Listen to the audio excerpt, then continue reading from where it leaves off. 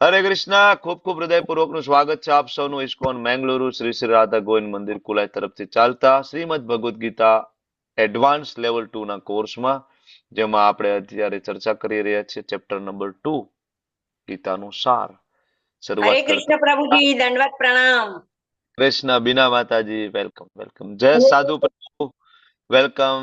And Ashok Prajapati પ્રભુ, મુકેશ મકવાણા પ્રભુ, કૃષ્ણ ચેતના પ્રભુજી. માતાજી, ભાવના માતાજી, એન્ડ યસ, કોઈ બાકી રહી ગયું? સોનમ માતાજી, રેખા માતાજી, મીતા માતાજી, વિશાલ પ્રભુ, એન્ડ કૌશલ પટેલ માતાજી. હરે કૃષ્ણ પ્રભુજી. હરે કૃષ્ણ હરે પ્રભુજી. કૃષ્ણ. હરે કૃષ્ણ. વેલકમ. ચાલો શરૂઆત કરશું. ભગવાન શ્રી શ્રી રાધા ગોવિંદજીના ચરણોમાં ખૂબ ભાવપૂર્વક પ્રેમપૂર્વકની પ્રાર્થના આપણે બધા સાથે મળીને અર્પણ કરીએ. ઓમ અજ્ઞાનતિમિરાંધસ્ય જ્ઞાનાંજનશલાકયા ચક્ષુર્ન્મિલિतं येन તસ્मै શ્રી ગુરુવે નમઃ. શ્રી ચૈતન્ય મનોભીષ્ટમ સ્થાપિतं येन ભૂતલે સ્વયં રૂપ કદા મહ્યં દદાતિ સ્વપદાન્તિકम्.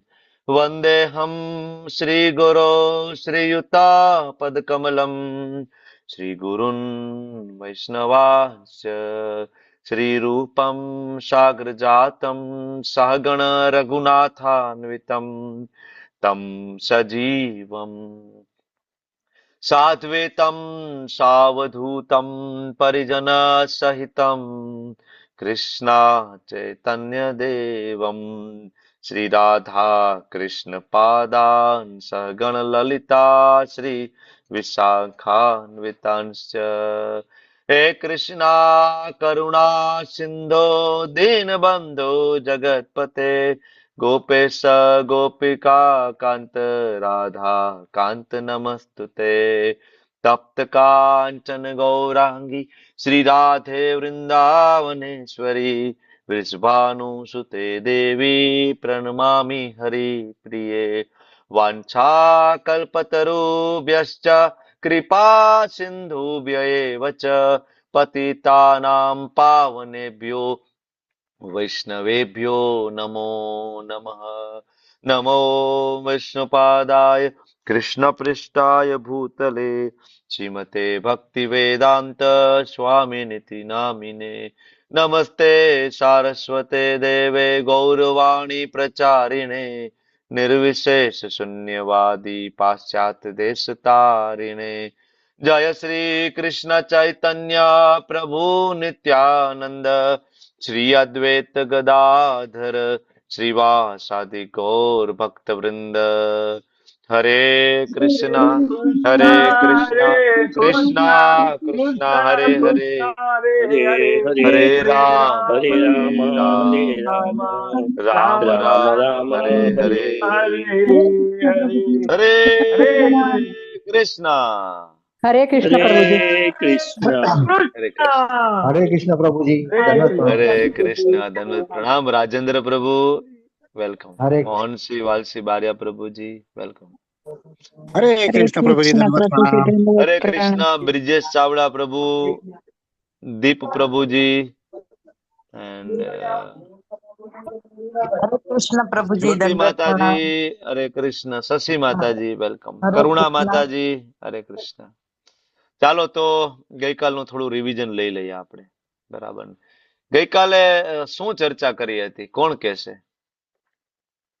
જ્યોતિબેન તમે કયો થોડુંક, ચાલો. જ્યોતિ માતાજી, ગઈકાલે શું ચર્ચા કરી હતી? હરે કૃષ્ણ.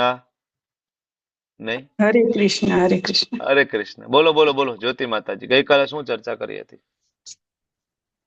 જેવું યાદ આવે એવું બોલો, જેવું યાદ આવે એવું બોલો બોલો. કાલે કાલે કહીશ, આજે નથી બહુ ચાલો યાદ. ચાલો, જ્યોતિ માતાજી આજે યાદ રાખશે ને કાલે આપણને કહેશે આજે શું ચર્ચા કરી, બરાબર ને? ઓકે, હા. ચાલો. થેન્ક યુ માતાજી, ખૂબ ખૂબ ધન્યવાદ. ભાવના વાઘેલા માતાજી બોલો, ચાલો. માઇક ચાલુ કરો કરો કરો કરો. ડોક્ટર કૃપાલી માતાજીના મધર છો ને તમે? હા પ્રભુજી, હરે કૃષ્ણ. કાલે નેટવર્ક પ્રોબ્લેમ હતો એટલે આવતું નહોતું. ઓકે ઓકે, ચાલો આજે વિના બરાબર. વાગેલામાંથી સાંભળ્યું હતું થોડું. હા, આજે બરાબર છે. આજે બરાબર સાંભળજો. ચાલો કાલે પછી થોડું અમને સમજાવજો. બરાબર. Okay, thank you. Nidhi Pansuriya માતાજી થોડું કહો ગઈકાલના અધ્યાય વિશે. ચાલો, જેવું આવડે એવું. નિધિ માતાજી.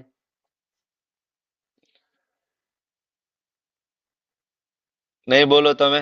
ઓકે, તો ભાઈ મુકેશ મકવાણા પ્રભુ થોડુંક કયો ગઈકાલના અધ્યાય વિશે.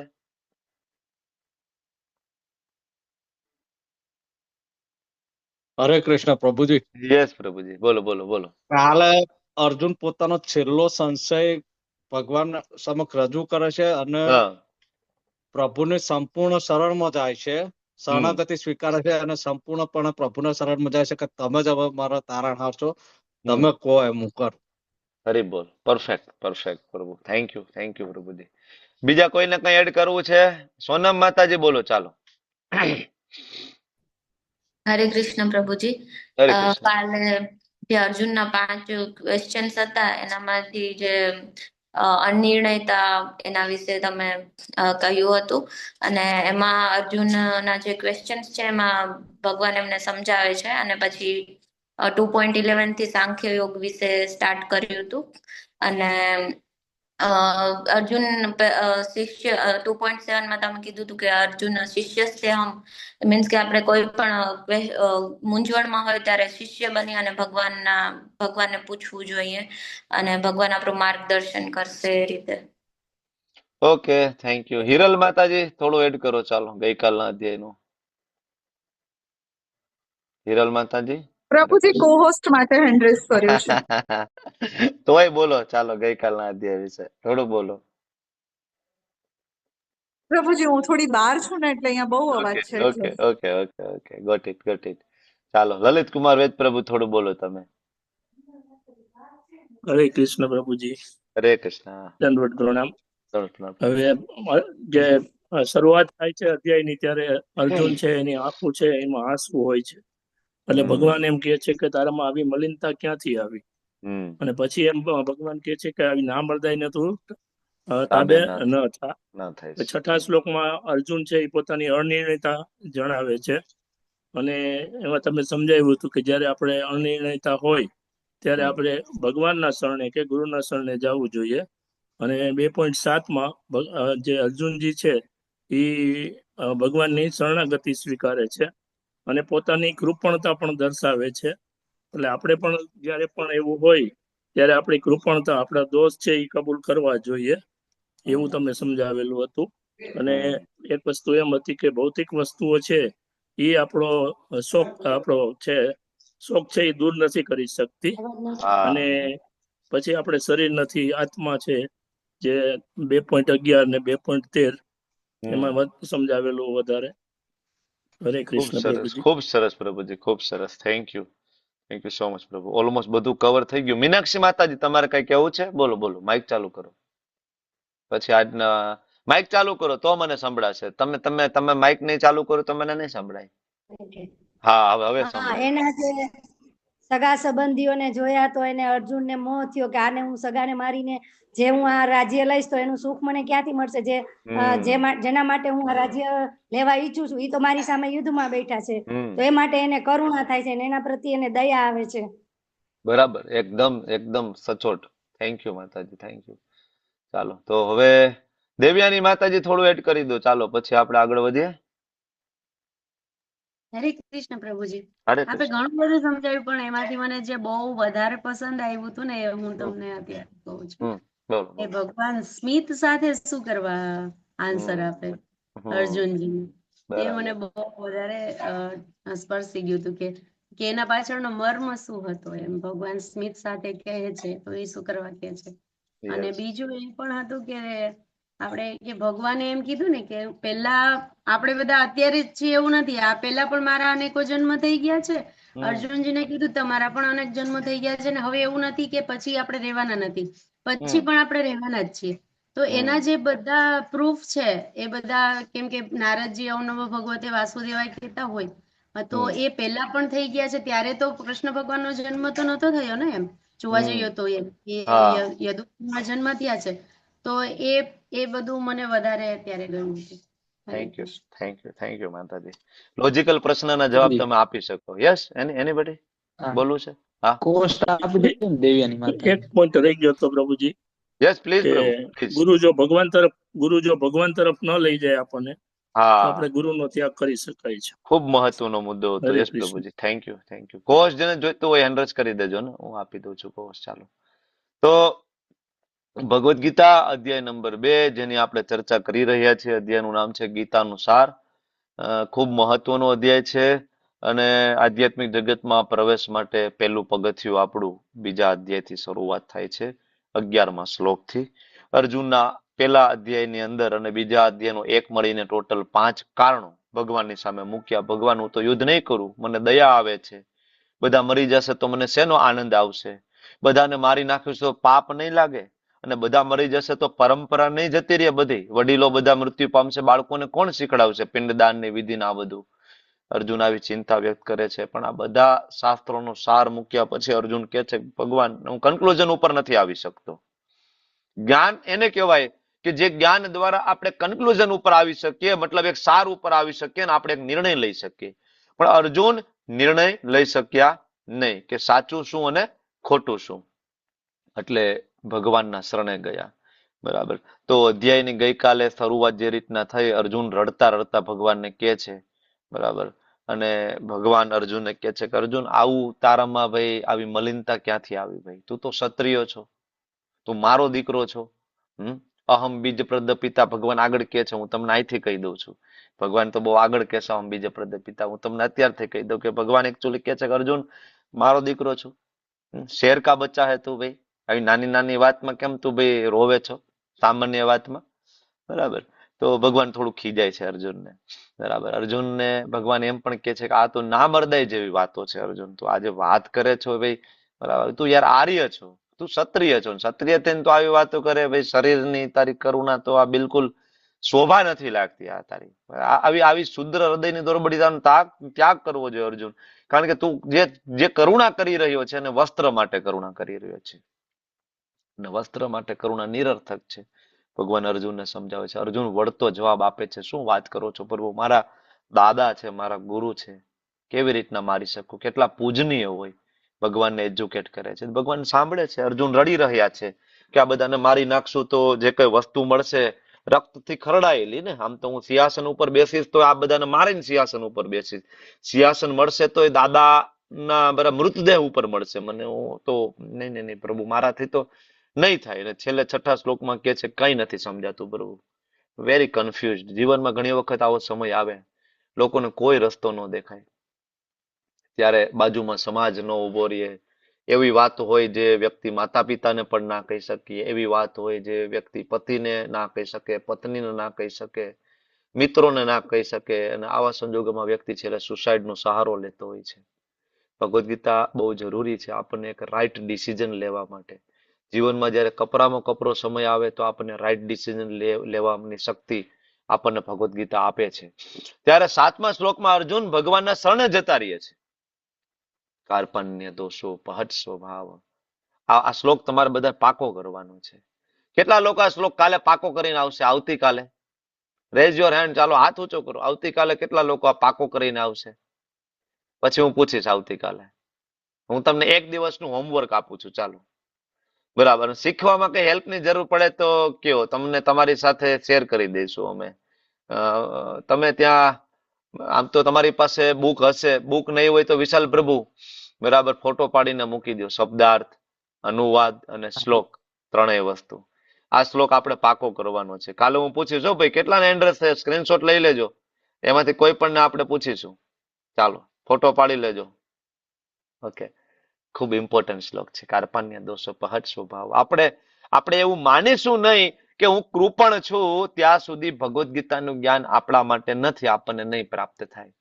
આપણે એમ કહીશું કે નહીં ભાઈ, મને બધી ખબર પડે છે, મને બધું જ આવડે છે, મારે કઈ જરૂર નથી, હું તો સુખી છું, હું આનંદમાં છું ને, તો દેટ ઇઝ ઇમ્પોસિબલ કે આપણને કોઈ જ્ઞાન મળશે ભગવદ્ ગીતાની અંદરથી. એટલે કાર્પણ્ય દોષો. અને બીજું, આ શ્લોકની અંદર એક હિડન મેસેજ આપે છે અર્જુન. શેનો? શિષ્યસ્તે અહમ. દીક્ષા લેવા માટે અર્જુન કહે છે કે 4 ઓથેન્ટિક પરંપરા જે છે, બ્રહ્મ, શ્રી, રુદ્ર અને કુમાર. ખરેખર ભગવાનની ભક્તિ કરીને ભગવતધામ જવું હોય તો અત્યાર સુધી એક પણ એવો દાખલો નથી કે આ 4 પરંપરામાં આચાર્યોનું શરણ લીધા વગર કોઈ ભગવતધામ ગયો હોય એવો કોઈ ભક્તનું નામ ક્યાંય હિસ્ટ્રીમાં નથી, ક્યાંય નથી. પછી મીરાબાઈ હોય તો ભલે, સંત તુકારામ હોય તો ભલે, નરસિંહ મહેતા હોય તો ભલે, ભક્ત બોડાણા હોય તો ભલે, બધા આ 4 પરંપરા અંતર્ગત રહેલા આચાર્યોના શરણે ગયા છે, ગુરુ તરીકે એમને સ્વીકાર્યા છે, એમની પાસેથી જ્ઞાન લીધું છે, અને આજે એ બધા મહાન સંતોને આપણે યાદ કરીએ છીએ. ભક્તમાલ જે ગ્રંથ છે એ ભક્તોના જીવન ચરિત્રથી ભરેલો છે, પણ એમાં એક પણ ભક્ત એવો નથી કે જેને ગુરુ ધારણ ના કર્યા હોય અને પરંપરામાંથી દીક્ષા ના લીધી હોય અને એને ભગવાન પ્રાપ્ત થઈ ગયા હોય. તો એ શક્ય નથી. એટલે આપણને અર્જુન આમાં એમ કહે છે કે શિષ્ય, તમે શિષ્ય બનો યોગ્ય પરંપરાની અંદર, આપણને મેસેજ આપે છે. બરાબર. અને પછી અર્જુન આગળ હજી વાત કરે છે કે નહીં, મને રાજ્ય મળી જાય ને પ્રભુ તો નહીં કરી શકું, મારાથી તો નહીં થાય. બરાબર. અને આ શોકને દૂર કરવા માટે તો મારી પાસે કોઈ વસ્તુ નથી તમારા સિવાય. તો જ્યાં સુધી તમને એવું ના લાગે ને, નહીં કૃષ્ણ તમારા સિવાય આ જગતમાં મારું કોઈ તારણહાર નથી, કોઈ તારણહાર નથી, બસ તેથી કૃષ્ણ પ્રસન્ન થાય. તમે એમ કહેશો કે નહીં હું કરી લઈશ તો કૃષ્ણ કહેશે ઇટ્સ ઓકે બેટા તું લડી લે, તારી રીતના મથી લે. જયારે આપણે કહીશું કે ના ના ના ભગવાન તમારા સિવાય મારું કોઈ નથી, આપણે ભગવાન ઉપર ટ્રસ્ટ તો હોવો જોઈએ ને, 100% ટ્રસ્ટ હોવો જોઈએ કે ભગવાન મારી રક્ષા કરશે. ત્યારે સંજય કહે છે કે આવી રીતના અર્જુને કીધું, ધનુષ બાણ નીચે મૂકી દીધા અને હવે લડવાનું નથી. અને ત્યારે ખૂબ ખુશ થઈ ગયા ધૃતરાજ કે વાહ ભાઈ વાહ, નથી લડવાના. પણ પછી તરત જ સંજય કહે છે કે તો પરંતપ છે, થોડી વાર પૂરતું અજ્ઞાનમાં છે, હમણાં અજ્ઞાનમાંથી બહાર નીકળી જશે. અને ત્યારે ભગવાન સ્મિત પૂર્વક વચનો કહી રહ્યા છે, સ્માઇલ આપી રહ્યા છે. ભગવાન સ્મિત આપે છે કે મારા દીકરાને ભાન થઈ ગયું. આપણે અનંત યોનિઓમાં જયારે ફરી રહ્યા છીએ, કાગડા, કૂતરા, વંદા, ડેડકા, એમ ફરતા ફરતા ફરતા મનુષ્ય યોનિમાં જયારે આવીએ છીએ અને જયારે ભક્તિ કરીએ છીએ, પહેલી વખત જયારે માળા હાથમાં લઈએ છીએ ને, ત્યારે ભગવાન આપણી સામે સ્માઇલ કરે છે. કારણ કે ભગવાન આપણા વિરહમાં છે કે હવે યસ બરાબર, ભગવાન ખુશ થાય છે કે હવે મારો દીકરો મારી પાસે આવી જશે. જો જયારે તમે એક વખત ભગવાનનું નામ લો છો ને, ભગવાન ચૈતન્ય મહાપ્રભુ કહે છે કોઈ એક વખત પણ હરે કૃષ્ણ બોલે ને વૈષ્ણવ છે, એક વખત પણ. કારણ કે એની ગંતવ્ય નક્કી થઈ ગયું ભગવત ધામ જવાનું, એક વખત પણ. બરાબર. પછી ભલે આ વખતે પૂરું ના થાય તો આપણે 6ઠા અધ્યાયમાં ભણીએ છીએ, નેક્સ્ટ ટાઈમમાં નેક્સ્ટ ચાન્સ, નેક્સ્ટ ટાઈમમાં નેક્સ્ટ ચાન્સ, પણ જવાનું કન્ફર્મ છે. એક વખત પણ કોઈ ભક્તિમાં એન્ટ્રી લીધી એટલે એનું ભગવતધામ જવાનું કન્ફર્મ થઈ ગયું. હવે ડિપેન્ડ કરે કે તમારી નિષ્ઠા કેટલી. તમારી નિષ્ઠા સંપૂર્ણ તો તમે આ જ જન્મમાં આ શરીર છૂટ્યા પછી સીધા ડાયરેક્ટ ભગવતધામ. અને શાસ્ત્રમાં ભક્તોનું શરીર છૂટવું એને વીજળીના ચમકારા સાથે સરખાવેલું છે. એટલે ઓલું ભજન તમને યાદ આવે છે, વીજળીના ચમકારે મોતીડા પરો પાનબાઈ, અચાનક અંધારા થાય. એ એકચ્યુઅલી વીજળીનો ચમકારો, ગંગા સતીનું ભજન છે. એમાં વીજળીના ચમકારો એટલે શું હોય? ગંગા સતી એવું કહેવા માંગે છે કે ભાઈ આ આયુષ્ય વીજળીના ચમકારા સમાન છે. તમને એવું લાગે કે બહુ આયુષ્ય પડ્યું છે, મજા કરી લેશું, શાંતિથી ભક્તિ કરી લેશું ને વીજળીના ચમકારા બરાબર છે. હમણાં હાર્ટ એટેક આવી જાય ને તો આ વાક્ય હું પૂરું ના કરી શકું. આ વાક્ય હું જે બોલી રહ્યો છું એનું ફૂલ સ્ટોપ ના આવે ને ત્યાં આમાંથી આત્મા નીકળી જાય. આપણને એમ થાય કે આપણી પાસે સમય છે, નહીં, વીજળીના ચમકારા, મોતીડું પરવી દઈએ. ક્યાં મોતીડું પરોવવાનું? આ જીવરૂપી જે મોતી છે ને ભગવાનના ચરણ કમળમાં પરોવવાની વાત કરે છે ગંગા સતી. સેમ વસ્તુ શ્રીમદ ભાગવતમમાં એ જ આપ્યું છે કે ભક્તનું જે ગંતવ્ય છે એ વીજળીના ચમકારા બરાબર છે. વીજળીનો ચમકારો થયો, પ્રકાશ થયો, બરાબર, અને પાછું અંધારું થઈ ગયું. એવી રીતના ભક્તના અહીંથી પ્રાણ નીકળી ગયા, બરાબર, અંજવાળું થયું, નીકળીને ભગવતધામ જતા રહ્યા ઓન ધ સ્પોટ, તરત જ. કોઈ યમદૂતો દ્વારા ખેંચવામાં નથી આવતું, કોઈ યમપાસ નથી, કોઈ બીજી ગતિ નથી, ઓન ધ સ્પોટ. એટલા માટે મહાન સંતોનું ઇવન 12મા 13માની વિધિ કરો કે ના કરો કોઈ ફેર ના પડે, કરતા હોય છે જેથી પાછળના લોકો ભ્રષ્ટ ના થાય. પ્રભુ રામચંદ્રજી એમના પિતાજી માટે શ્રાદ્ધ કર્યું હતું, જરૂર નહોતી. ભગવાન ચૈતન્ય મહાપ્રભુએ કર્યું હતું, જરૂર નહોતી. પણ એ કરે, નહીતર આપણે પદભ્રષ્ટ થઈ જાય, આપણને એમ થાય કે આ જરૂર નથી કરવાની. બાકી જીવન મુક્ત માણસો હોય એના કોઈ કર્મકાંડ એના મૃત્યુ પછી ના કરે તો પણ ચાલે, કારણ કે એનું શરીર છૂટ્યા પછી એની ડાયરેક્ટ જ આધ્યાત્મિક જગતમાં એન્ટ્રી છે, ઓન ધ સ્પોટ. આપણા જેવું નથી. આત્મા સ્મશાનમાં જાય, ન્યા પાછી દોડે, ઘૂસવાની ટ્રાય કરે, પાછી ઘરે આવે, 13 દિવસ ન્યા આટા મારે. એ આપણી આત્માઓ એવી રીતના ભટકે.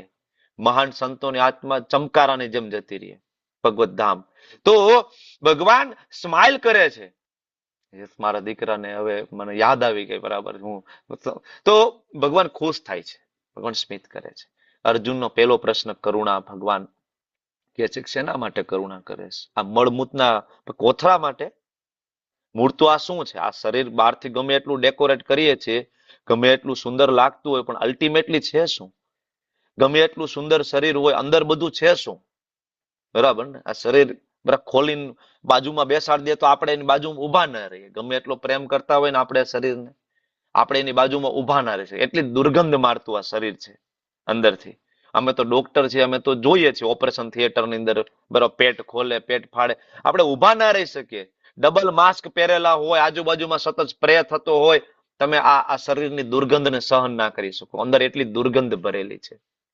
એટલે શાસ્ત્ર કહે છે કે ભાઈ આ 3 ધાતુનો કોથળો છે, અરે આ આપણે નથી. ભગવાન કે તું શેના માટે શોક કરે છે? મળમૂત્રના કોથળા માટેનો તારો શોક છે, બરાબર.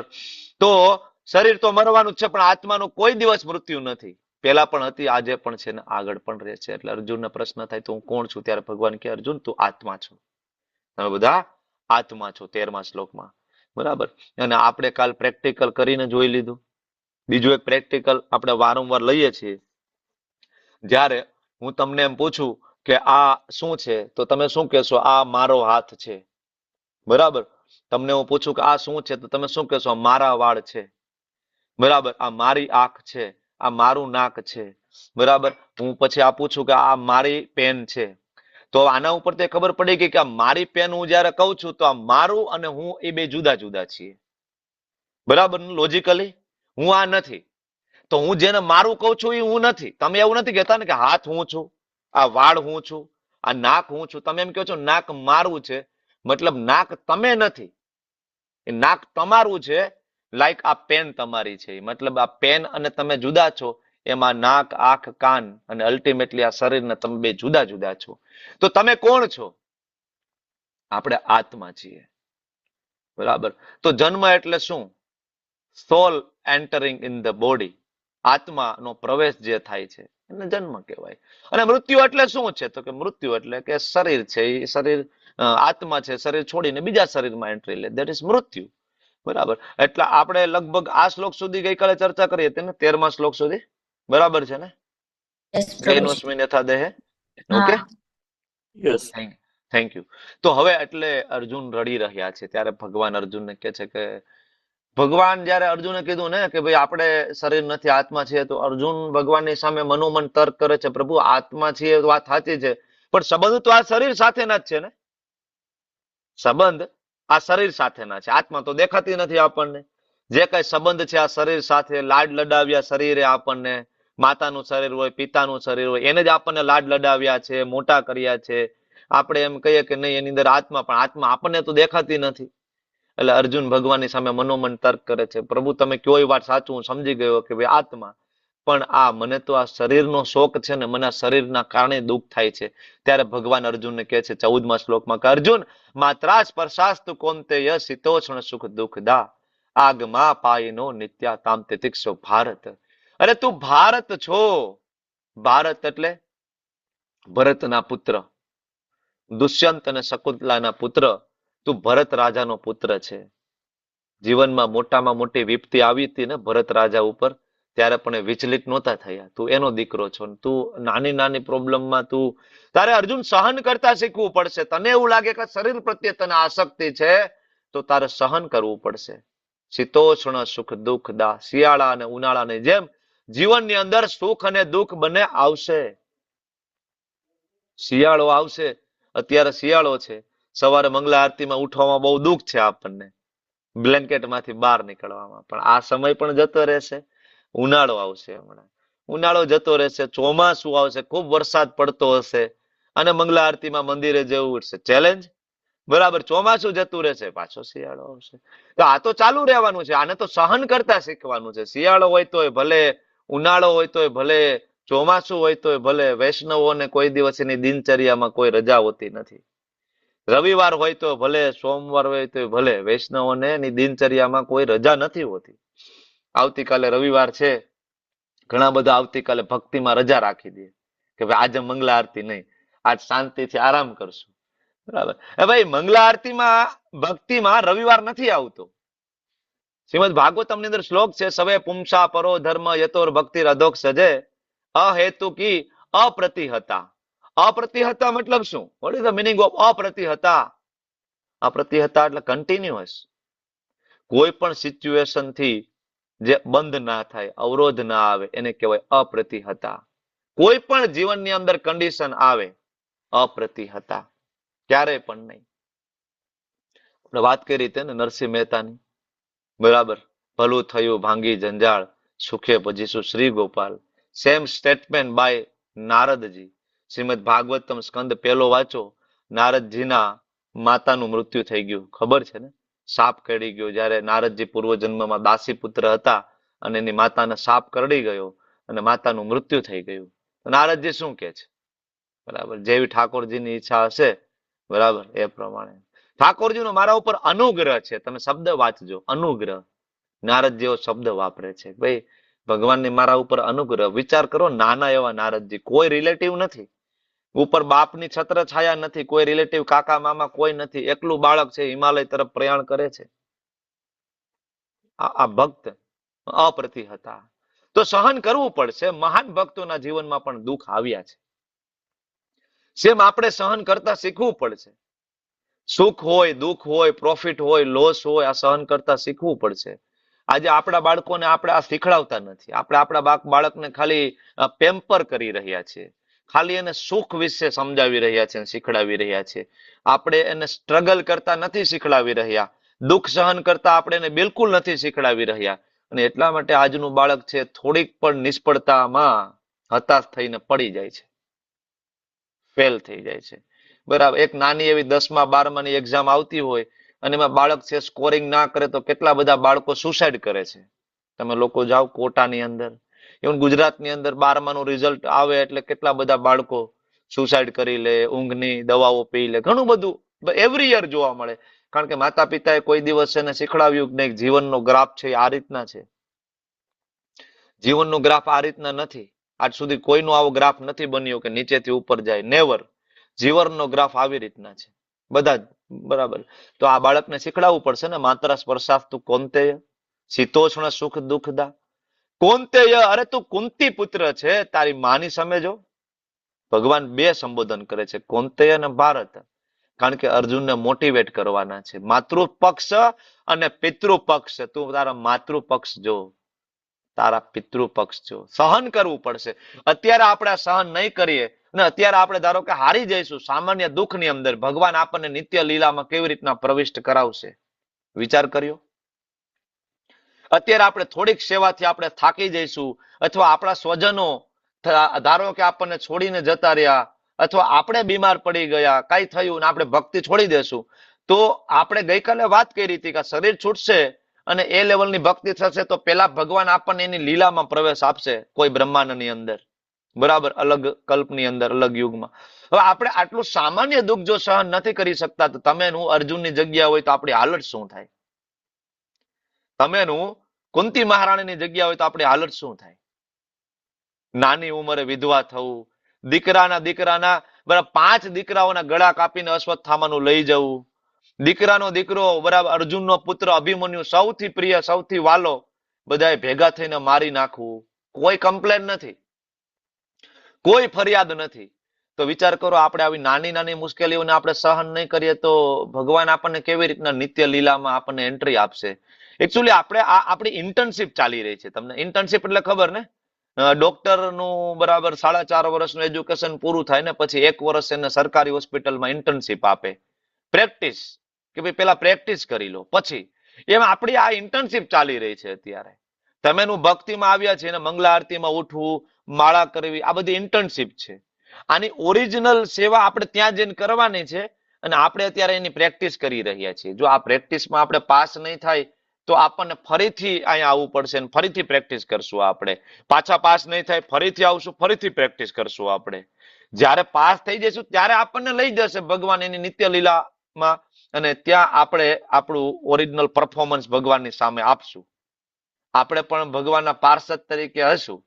તો અત્યારે આપણે નાની નાની વાતમાં ડરી જઈશું તો આપણને ભગવાન એ સ્થાન આપી નહીં શકે, કારણ કે આપણે સહન નહીં કરી શકીએ. આપણામાં સહન શક્તિ નથી એટલે સહન નહીં કરી શકીએ. તો ભગવાન કહે છે સહન કરવું પડશે. બરાબર. આગળ 15મા શ્લોકમાં ભગવાન કહે છે, હે પુરુષ શ્રેષ્ઠ અર્જુન, જે પુરુષ સુખ અને દુઃખમાં વિચલિત નથી થતો, બંનેમાં એક સમાન રહે છે ને, એ મુક્તિ પામવા માટે યોગ્ય છે. અમૃતવાય કલ્પતે, મુક્તિ એને મળશે સુખ દુઃખમાં સમાન હોય. સફળતા એને મળશે જે સમભાવ હોય. આપણું અત્યારની પોઝિશન એવી છે કે સુખમાં આપણે છકી જઈએ, યા પાર્ટી, એન્જોય, ચીયર્સ, બરાબર. અને દુઃખ પડે તો ભાઈ જિંદગી જીવવા જેવી નથી ભાઈ, સમય જીવવા જેવો નથી, બહુ અઘરો સમય છે. ઊંઘની દવા, પંખાનો કયો હુક વધારે મજબૂત છે, લટકી હકાય, આપણા તરત એવા વિચારો આવે. સામાન્ય દુઃખ પડે, કાર્યક્રમ પૂરો. તો સુખ અને દુઃખની અંદર જે વ્યક્તિ સ્ટેબલ રહેશે એ જ વ્યક્તિ અમૃતવાય કલ્પતે. આર્મી વાળા બરાબર બધો જ સુખ અને દુઃખ સહન કરે ત્યારે એને બોર્ડર ઉપર મૂકવામાં આવે. બોર્ડર ઉપર એ જ જઈ શકે, બધું સહન કરી શકે. નથી સહન કરી શકતા એ બધા ઘરે આવી ગયા. એ લોકોને ત્યાં એન્ટ્રી જ નથી ને, બરાબર ને. એ લોકો સામી છાતી, ઇવન જો આર્મી વાળાને તમે પૂછો, એ લોકો કહેશે કે અમને બોર્ડર ઉપર મૂકે તમને વધારે મજા આવે, બરાબર. કે કોઈ રાજકારણીની સેવામાં મૂકી દે, પોલિટિશિયનની સેવામાં, એના કરતા અમે તો બનેલા છીએ બોર્ડર માટે, સામી છાતીએ લડવા માટે અમે બનેલા છીએ. ત્યાં એના આનંદ આવે. તો સુખ અને દુઃખમાં સ્ટેબલ રહેવું જોઈએ. જો આ બધી પ્રેક્ટિસ ચાલે છે. સવારે વહેલું ઉઠવું, રોજ વહેલું ઉઠવું, જીવનમાં નાની મોટી મુશ્કેલીઓ. અને તમે જોશો ને ભક્તોના જીવનમાં ઘણીવાર આપણને એવું લાગે કે નોર્મલ માણસ કરતા પણ વધારે દુઃખ આવી રહ્યા છે, આવું લાગશે. શું કામ? કારણ કે એક જ વખતમાં ખાતું ક્લિયર કરવાનું છે. આજ જ વખતે જેટલા પણ પાપ કર્મો પૂર્વજન્મમાં, કરોડો જન્મમાં જેટલા પાપ કર્મ થયા છે, તો આપણે હવે બીજો ચાન્સ નથી લેવાનો. આ જ જન્મની અંદર જે પણ પાપનું જે કઈ ક્લિયર કરવું હોય કરી દો, નીટ એન્ડ ક્લીન કરો. બીમારી આવવાની હોય તો બીમારી આવી જાય, વોટ એવર. એટલે જો ભક્તોના જીવનમાં બહુ મુશ્કેલી આવે, કારણ કે એ એક જ જન્મમાં ખાતું ક્લિયર કરવાનું છે. નીટ એન્ડ ક્લીન ખાતું થઈ જાય એટલે પાપ પણ નહીં, પુણ્ય પણ નહીં, જેવું શરીર છૂટે ભગવત ધામ. કારણ કે ખાતું ક્લિયર નથી ત્યાં સુધી તો એન્ટ્રી મળવાની નથી. ચિત્રગુપ્તના ચોપડે 0-0 થઈ જવું જોઈએ બે બાજુ. એક બાજુ પાપની ફાઇલો પડેલી છે, એક બાજુ પુણ્યની ફાઇલો પડેલી છે. બે બાજુ 0-0 થઈ જાય એટલે ન્યા આપણું ખાતું છે કેન્સલ થઈ જાય યમરાજાને ત્યાં, અને આપણું ખાતું ખુલી જાય ભગવાનને ત્યાં. તો સુખ અને દુઃખમાં સ્ટેબલ રહેવું પડશે. કારણ કે ભગવાન આગળ સમજાવે છે કે સત્યના દ્રષ્ટાઓ એવા નિષ્કર્ષ ઉપર આવ્યા છે. ભગવાન રેફરન્સ આપે છે. ભગવાનને કોઈ જરૂર નથી રેફરન્સ આપવાની, પણ આ પદ્ધતિ છે જ્ઞાન આપવાની. સાધુ પુરુષ એને કહેવાય કે જે હંમેશા શાસ્ત્રને વળગી રહે. 3 વસ્તુ હંમેશા યાદ રાખો, સાધુ, ગુરુ અને શાસ્ત્ર. આ 3નો સમન્વય હોય તો જ એ વાત છે એ સાર્થક છે, એ વાત સત્ય છે. શ્રી નરોત્તમદાસ ઠાકોરજી લખે છે, સાધુ, ગુરુ અને શાસ્ત્રોનો સમન્વય હોવો જોઈએ. સાધુ એને કહેવાય જે શાસ્ત્રને ફોલો કરે, ગુરુ એને કહેવાય જે શાસ્ત્રને કોટ કરે, સાધુ એને કહેવાય જે ગુરુને ફોલો કરે. સાધુ, ગુરુ, શાસ્ત્ર એક લાઈનમાં ચાલવા જોઈએ.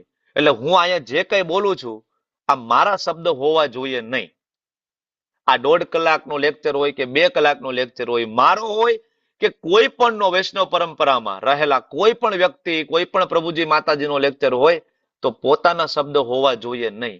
એક એક શબ્દ જે બોલાય છે, એક એક લાઈન બોલાય છે, એની પાસે રેફરન્સ હોવો જોઈએ કે આ વાક્ય હું બોલ્યો એ કયા વૈષ્ણવ દ્વારા બોલાયેલું છે, કયા શાસ્ત્રમાં લખાયેલું છે, બરાબર. એટલે ભગવાન એ પદ્ધતિને ફોલો કરી અને સત્યના દ્રષ્ટાઓ એવા નિષ્કર્ષ ઉપર આવ્યા છે, સમજાવે છે કે ભાઈ ભૌતિક શરીરનું કોઈ સ્થાયિત્વ નથી. આ જે શરીર છે આ પરમેનન્ટ નથી. 6 ફેરફારો આ શરીરની અંદર થાય છે. પેલું જન્મ થાય છે, બરાબર, પછીનો વિકાસ થાય છે ધીમે ધીમે. વિકાસ થયા પછી એક સમયે શરીર સ્ટેબલ રહે છે. જેમ કે આપણે 18 વર્ષના થયા તો 18 વર્ષથી લગભગ 35-40 વર્ષ સુધી શરીર સ્ટેબલ રહ્યું, પછી હાઈટ વધતી નથી.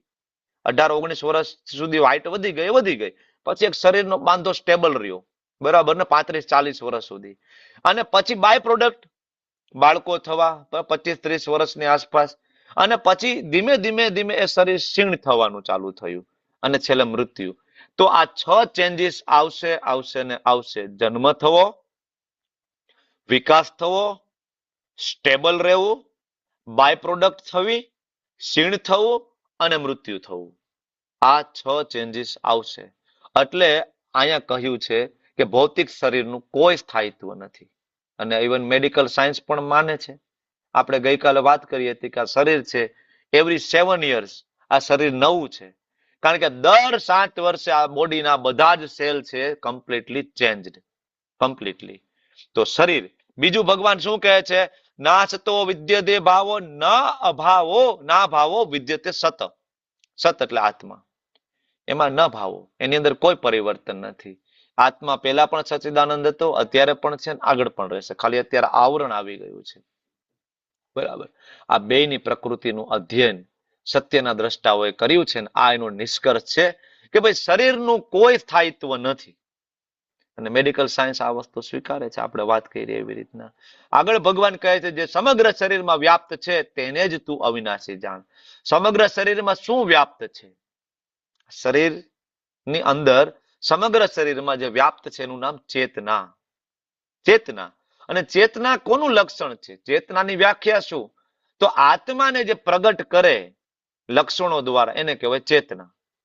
ચેતના આત્મા હોવાનું લક્ષણ છે. તમારા પગના અંગૂઠામાં કાંટો વાગ્યો, તમને કેવી રીતના ખબર પડી ગઈ કે મને કાંટો વાગ્યો છે?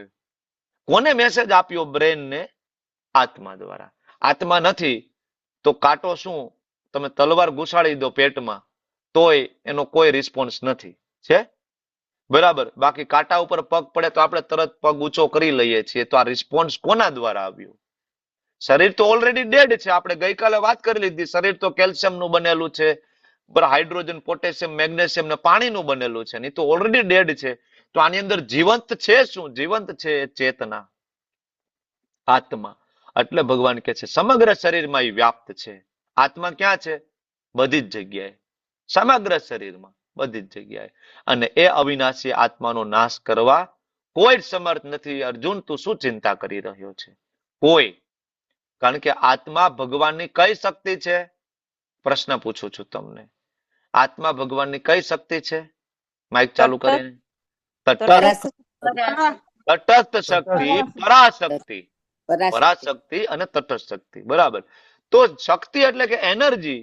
અને ઇવન સાયન્સની ભાષામાં આપણે વાત કરીએ તો પણ energy can not be created and energy can not be created and can not be destroyed. મતલબ શક્તિનો તમે નાશ કરી શકતા નથી અને બરાબર એને તમે જન્મ પણ આપી નથી શકતા. શક્તિ છે એ અનચેન્જેબલ, કન્ટિન્યુઅસ, ઇટરનલ, બરાબર. તો ભગવાન એટલા માટે અર્જુનને કહે છે કે અર્જુન, સેમ ભીષ્મ, દ્રોણ એ શક્તિ છે ભગવાનની. આત્મા ભગવાનની પરાશક્તિ છે, તટસ્થ શક્તિ છે, એનો નાશ શક્ય નથી. એટલા માટે જો વૈષ્ણવો આ હકીકતને જાણે છે કે ખરેખર મૃત્યુ એટલે મહોત્સવ છે, મૃત્યુ એટલે આ શરીરમાંથી છૂટી જવું, એ ઉત્સવ છે. એટલા માટે મહાન સંતોની જે તિથિ હોય એમના મૃત્યુની, એને ઉજવવામાં આવે છે. તમે વૃંદાવન જાઓ અને દિવાળી પછી તરત શ્રીલ પ્રભુપાદજીનો ડિસએપેરન્સ ડે આવે છે અને ખૂબ મોટા ભાવે ઉજવવામાં આવે છે. વૈષ્ણવો તમે પકડી પકડીને તમને જમાડે.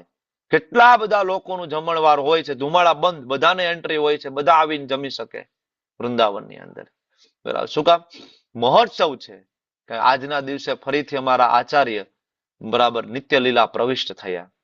મહોત્સવ છે. એટલા માટે વૈષ્ણવો છે એ શોક સભા નથી કરતા, સ્મૃતિ સભા કરે છે. સ્મૃતિ યાદ કરે છે. એની સાથેની જે વૈષ્ણવ હોય એ હંમેશા યાદ કરે કેવી રીતના ભક્તિ કરતા હતા.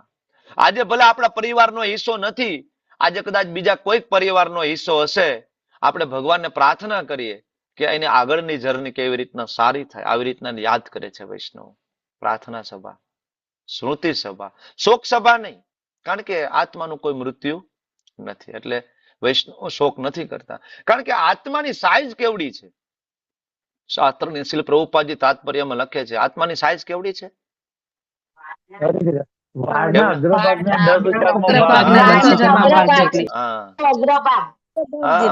બાલાગ્ર સતભાગસ્ય સતધા કલ્પિતસ્ય ચ. બાલાગ્ર, બાળ જે બાલ છે, જે વાળ છે, એનો અગ્રભાગ જે છે, બરાબર, સતભાગસ્ય એના 100 ભાગ કરો, અને સતધા એના પણ 100 ભાગ કરો, એટલે એકડોની પાછળ 4 મીંડા, એટલે કેટલા થાય? 10,000. 100 ગુણ્યા 100, 10,000. તો વાળના અગ્રભાગના 10,000માં ભાગની આત્માની સાઈઝ છે, જેને આજ સુધી વૈજ્ઞાનિકો જોઈ શક્યા નથી. જેને જોઈ નથી શકતા તો વૈજ્ઞાનિક એવું માને કે નથી. તો બુદ્ધિને નથી જોઈ શકતા તો શું માની લેવાનું? બુદ્ધિ નથી વૈજ્ઞાનિકોમાં. મનને નથી જોઈ શકતા તો શું? ઘણી બધી એવી વસ્તુ છે જે આપણે નથી જોઈ શકતા, છતાં આપણે માનીએ છીએ. બરાબર, કોરોના થયો તો આમાંથી કેટલાય કોરોનાનો વાયરસ જોયો છે કે ભાઈ કોરોના આવ્યો, બરાબર, 5 કોરોના હતા, અને મારા જાપેથી પ્રવેશ કર્યો, લાલ કલરની ટોપી પહેરી હતી, પીળા કલરનું ટી શર્ટ પહેર્યું હતું. જોયા ભાઈ તમે કોઈ કોરોનાના વાયરસ? તો ભાઈ કેમ ઘરમાં ઘૂસી ગયા હતા? બધા દેખાતો તો નહોતો. એ બધા વૈજ્ઞાનિકોને પૂછો તમે, સાયન્ટિસ્ટોને, જે લોકો એવું કે છે કે જે દેખાય એને માન્ય, ક્યાં દેખાતો હતો? એ જોવા માટેની એક પદ્ધતિ હતી ને, એ જોવા માટેની એક પદ્ધતિ હતી. શું પદ્ધતિ હતી? તો કે ભાઈ માઇક્રોસ્કોપની અંદર એને જોઈ શકાતો હતો. તો આત્માને જોવા માટેની પણ એક પદ્ધતિ છે, એને આત્મ સાક્ષાત્કારનું વિજ્ઞાન કહેવાય. એના દ્વારા તમે આત્માને જોઈ શકો છો. આત્માની સાઈઝ આપેલી છે, આત્માના લક્ષણો આપેલા છે, બધું જ આપેલું છે. તો વૈજ્ઞાનિકો આ સમજી નથી શકતા. બરાબર, આત્મા જેવું કઈ હોતું નથી એવું માને છે કે ભાઈ કેમિકલના કારણે આની અંદર ચેતના છે, કેમિકલના કારણે ચેતના છે. એટલે એવું કેમિકલ શોધવાની લાગી રહ્યા છે વૈજ્ઞાનિકો. એવું કેમિકલ મળી જાય કે આ શરીરમાંથી એવું શું નીકળી ગયું કે આ શરીર હાલતું બંધ થઈ ગયું, પાછું એ કેમિકલ એમાં નાખી દે તો પાછું હાલવા માંડે. અત્યારે એ કેમિકલ ગોતી રહ્યા છે વૈજ્ઞાનિકો, પણ એ મળે નહીં, કારણ કે આ કેમિકલના કમ્પોઝિશનથી, કેમિકલના સહયોગથી ચેતના બનતી નથી.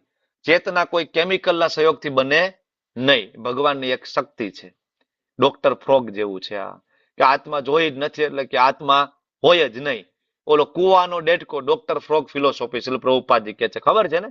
કુવાનો ડેટકો હોય, બરાબર, એને તો ખાલી કુવો જ જોયું હોય. તો પ્રશાંત મહાસાગરમાંથી કોઈ ડેટકો ધારો કે આવી જાય કુવામાં, અને એમ કે ભાઈ હું તો આ સાગરમાંથી આવ્યો છું અને ત્યાં તો બહુ પાણી છે. તો ડેટકો શું કે, કુવાનો ડેટકો, કેટલું પાણી છે? કે આટલું. તો કે ના નહીં, કે વધારે જાજુ. કેટલું? આટલું. તો કે ના એના કરતા જાજુ. કેટલું? આટલું. આમ કરતા કરતા ડેટકો પોળો થાય, ડેટકો પોતે જ ફાટી જાય, કારણ કે એને કોઈ દી કુવાની બહાર નીકળો નથી, તો એને ખબર જ નથી કે સમુદ્રની અંદર કેટલું પાણી હોય. એવી રીતના જ્યાર સુધી આપણે આત્મ સાક્ષાત્કારનું વિજ્ઞાન ભણ્યા જ નથી, તો આપણને ખબર જ નથી કે આત્મા કેવડી છે, શું છે, લક્ષણો શું છે. તો આપણે એવું માની લેવાનું આત્મા નથી. આત્મા નથી તો શેના માટે પિતૃ તર્પણ કરો છો? કોના માટે શ્રાદ્ધ કરો છો? બરાબર, હિન્દુ સનાતનીઓ થોડું ઘણું તો જાણી શકે. હવે આગળ આત્માના લક્ષણો વિશે ભગવાન આપણને કહે છે કે આત્મા અવિનાશી છે. આપણે બધા અવિનાશી છીએ. તમે અને હું બધા કેવા છીએ? અવિનાશી. શરીર તો નાશવંત છે, એ તો નાશ થવાનું જ છે. શરીરની ચિંતા કરતા કરતા આપણે આપણો ઓરિજિનલ ગોલ આપણે ભૂલી ગયા છીએ. શરીર તો મરવાનું જ છે, અને આપણે શરીરમાં એટલા બધા ખોવાઈ ગયા છીએ કે જેના માટે આ શરીર મળ્યું હતું, મેઇન કામ આપણે ભૂલી ગયા. એટલે ઘણા બધા લોકો જોવો ને તમે, શરીરને પાછળ એટલા બધા ડૂબી જાય શરીરના એન્જોયમેન્ટ માટે. બંજી જમ્પિંગ, વેટ લિફ્ટિંગ, બરાબર, એવા ઘનઘોર સંઘર્ષ કરશે શરીરના એન્જોયમેન્ટ માટે કે એમાં ને એમાં એનું શરીર પતી જાય. મૂળ ઉદ્દેશ્ય છે ભૂલાઈ ગયું. મનુષ્ય શરીર શેના માટે મળ્યું હતું? અથા તો બ્રહ્મ જિજ્ઞાસા, એના માટે. ભગવાન કહે છે આત્મા અવિનાશી છે, આત્મા અમાપ છે, તમે નથી જોઈ શકતા એ. બરાબર, આત્મા સનાતન છે, જીવના ભૌતિક શરીરનો નાશ અવશ્ય થાય છે. માટે હે ભરતવંશી, યુદ્ધ કરો. તમે જેને જોઈ રહ્યા છો એ શરીર છે, અને એને ફરીથી શરીર મળવાનું છે. ચિંતાનો કોઈ વિષય નથી. જો આ સાયકલ અહીંયા સરસ આપેલી છે, તમે જો નાના બાળકમાંથી ધીમે ધીમે મોટા થાય, યુવાન થાય, પ્રૌઢ વય, વૃદ્ધાવસ્થા, ધીમે ધીમે મૃત્યુની શૈયા ઉપર ને ફરીથી આત્મા જો અહીંથી ટ્રાન્સફર કરે છે. સાથે ભગવાન પણ છે, જોયું તમે? ભગવાન પણ છે અને નાનો એવો પ્રકાશ પુંજ છે આત્મા, એ બે પાછા આગળ ટ્રાવેલ કરે છે. મારા ગુરુ મહારાજ એમના લેક્ચરમાં કે ભગવાન કેટલા બધા દયાળુ છે કે આપણે પાપ કર્મ કરીએ અને નવું શરીર મળે, માતાના ગર્ભમાં ઊંધું લટકાવવું પડે તો ભગવાન આપણી સાથે આવે, દરેક વખતે સાથે આવે. ભગવાન આટલા દયાળુ છે. આગળ ભગવાન કહે છે કે જે જીવાત્માને હણનારો સમજે છે તથા જે એને હણાયેલો માને છે, આ બંને અજ્ઞાની છે. કારણ કે આત્મા કોઈ દિવસ મરતો નથી અને આત્મા કોઈ દિવસ કોઈને મારતો નથી. તો અર્જુન, તને શું લાગે છે? તને એમ છે કે તું મોટા મોટા શસ્ત્રો લાવ્યો છો, બ્રહ્માસ્ત્ર, વરુણાસ્ત્ર, અજ્ઞાસ્ત્ર, તું આત્માને નહીં મારી શકે. આત્મા મરતો નથી, કારણ કે આત્મા સૂક્ષ્મ છે. આત્માને ભૌતિક શસ્ત્રથી હણવું શક્ય નથી. આનો મતલબ એવો પણ નથી કે શ્રીલ પ્રભુપાદજી અહીંયા શરીરના વધને પ્રોત્સાહન આપે છે કે ભાઈ આત્મા તો મરતો નથી, શરીર તો આમે ડેડ જ છે, તો પછી કુકડો લઈ આવો અને કુકડો કાપો અને ખાઈ પીને મજા કરો. કુકડામાંથી આત્મા નીકળી જશે, નહીં તો આગળ ટ્રાવેલ કરશે. આપણે ક્યાં કુકડાને મારીએ છીએ? આપણે ક્યાં આત્માને મારીએ છીએ? કારણ આત્મા તો મરતી નથી. શાસ્ત્ર એમ કે છે આત્મા તો મરતી નથી, શરીર તો ઓલરેડી મરેલું છે. નોનવેજ ખાવામાં શું વાંધો છે? તો શરીરના વધને પ્રોત્સાહન નથી. પણ ધર્મની રક્ષા માટે જ્યારે હિંસાની જરૂર પડે, ધર્મના સિદ્ધાંત માટે જ્યારે હિંસાની જરૂર પડે, ત્યારે હિંસા અનિવાર્ય છે. હિંસા અનિવાર્ય છે. એવું નહીં કે ધર્મને એસ્ટાબ્લિશ ખોટી રીતે કરવા માટે હિંસા નહીં. ધર્મની રક્ષા કરવા માટે હિંસાની જ્યાં જરૂર પડે, બધી જગ્યા અહિંસા પરમો ધર્મ નહીં ચાલે. આપણે અત્યારે બોર્ડર ઉપર જઈએ, ભારત સરહદ ઉપર, અને આપણે આપણા આર્મી વાળાને કહી દઈએ કે ભાઈ અહિંસા પરમો ધર્મ, બરાબર, એક મહાત્મા આવીને કહી ગયા છે, તમે બધા બંદૂક નીચે મૂકી દો, સામે વાળાને જે કરવું એ કરવા દો, બંદૂક નીચે મૂકી દો, ચાલશે? અહિંસા પરમો ધર્મ એકે દેશના સૈનિકોને તમે કહી શકશો? નહીં. બરાબર, બીજી જ સેકન્ડે દેશ પાયમાલ થઈ જાય, બરાબર, વિધર્મી લોકોના હાથમાં જતો રહીએ. તો હિંસા જ્યાં જરૂરી છે ત્યાં જરૂરી છે. એટલે આગળ ભગવાન સમજાવે છે જે આત્માના લક્ષણોમાં કે ન જાય તે આત્માનો કોઈ જન્મ નથી, ન મ્રિય તે કોઈ મૃત્યુ નથી, વા કદાચિન નાયમ ભૂતવા, અરે ભૂતકાળમાં પણ કોઈ દિવસ એનું મૃત્યુ નથી થયું, ભવિતા ભવિષ્યમાં પણ નહીં થાય, ન ભૂયઃ અત્યારે પણ નહીં. કોઈ વખત આત્માનો ક્યારે જન્મ નહીં થાય, ક્યારે મૃત્યુ નહીં થાય, ક્યારે મર્યો નથી, જન્મ્યો નથી, મરશે નહીં, જન્મશે નહીં, આગળ પણ નહીં થાય, અત્યારે પણ નહીં થાય. શું કામ? આત્મા અજો. કેવો છે આત્મા? અજ. અજ એટલે અજન્મા. ભગવાને પોતાના માટે પણ આ શબ્દ વાપર્યો છે 4થા અધ્યાયની અંદર. અજો અપી સન અવે આત્મા ભૂતા નામ ઈશ્વરો અપી સન. 4થો અધ્યાયનો લગભગ 5મો શ્લોક ને જોઈ લેજો તમે લોકો, લગભગ 4.5. બરાબર. અજો અપી સન અવે આત્મા, કા 4થો ને કા 5મો. અજો અપી સન અવે આત્મા ભૂતા નામ ઈશ્વરો અપી સન પ્રકૃતિમ સ્વામધિષ્ઠાય, બરાબર, સંભવામી આત્મમાયયા. તો અજ, ભગવાન પણ અજ છે ને આપણે પણ અજ છીએ. આપણો કોઈ જન્મ નથી. આપણે પણ સનાતન છીએ, ભગવાન સનાતન છે. આપણે ચિરસ્થાયી છીએ, ભગવાન ચિરસ્થાયી છે. આપણે પુરાતન છીએ, ભગવાન પુરાતન છે. શરીર તો હણાઈ જાય છે, પણ આત્મા ન હન્યતે હન્યમાને શરીરે. શ્રી પ્રભુપાદજીનું પ્રિય કોટ છે આ. પ્રભુપાદ એમના લેક્ચરમાં ઘણી બધી જગ્યાએ આ સ્ટેટમેન્ટ આપ્યું છે, ન હન્યતે હન્યમાને શરીરે. તો આપણો કોઈ જન્મ નથી. તો હવે તમને પૂછે કે ભાઈ તમારી બર્થ ડેટ કઈ, તો આપણે શું કહીએ? શું કહેશો? બર્થ ડેટ પૂછે તો રમણા મંજરી માતાજી તમારી બર્થ ડેટ કોઈ પૂછે તો શું કહેશો? આપણી જે બર્થ ડેટ હોય તે જ. હા, પણ શું કહેશો? ધારો કે કોઈ સ્પિરિચ્યુઅલ વ્યક્તિ તમને પૂછે તો શું કહેશો? સ્પિરિચ્યુઅલ વ્યક્તિ પૂછે તો પછી આપણી જે દીક્ષા થઈ હોય તે આપણે ઓકે ઓકે, થેન્ક યુ. તો કોઈ પૂછે કે ભાઈ બર્થડે શું છે, તો એને એમ કેવું કે ભાઈ મારો તો કોઈ જન્મ નથી, પણ આ શરીરમાં હું 22/10/85 ના રોજથી રહું છું. આ મારી બર્થડે છે એટલે હું કહું છું. તમારા બધાની કઈક અલગ બર્થડે હશે, તો કોઈ પૂછે તો કેવું કે ભાઈ આમ તો કોઈ જન્મ છે નહીં, હું તો ઇટરનલ છું, બરાબર, હું મારા પપ્પાની જેમ હું ઇટરનલ છું, સચ્ચિદાનંદ સ્વરૂપ છું. થોડોક ટાઈમ ભૂલી ગયો હતો હું, એટલે આ એક ભાડાના મકાનમાં હું રહું છું છેલ્લા 40 વર્ષથી. છેલ્લા 35 વર્ષથી, છેલ્લા 30 વર્ષથી, પણ ખરેખર મારો કોઈ જન્મ નથી. કારણ કે તમે એમ કહેશો કે મારો જન્મ દિવસ છે, તો તમારો જન્મ નથી, તમારો જન્મ થતો જ નથી. એ તો શરીર તમે લીધું છે, આ ખોખું છે એ તો તમે બદલાવો છો, તમારો કોઈ જન્મ નથી. તો ભગવાન તમને અજો કે છે.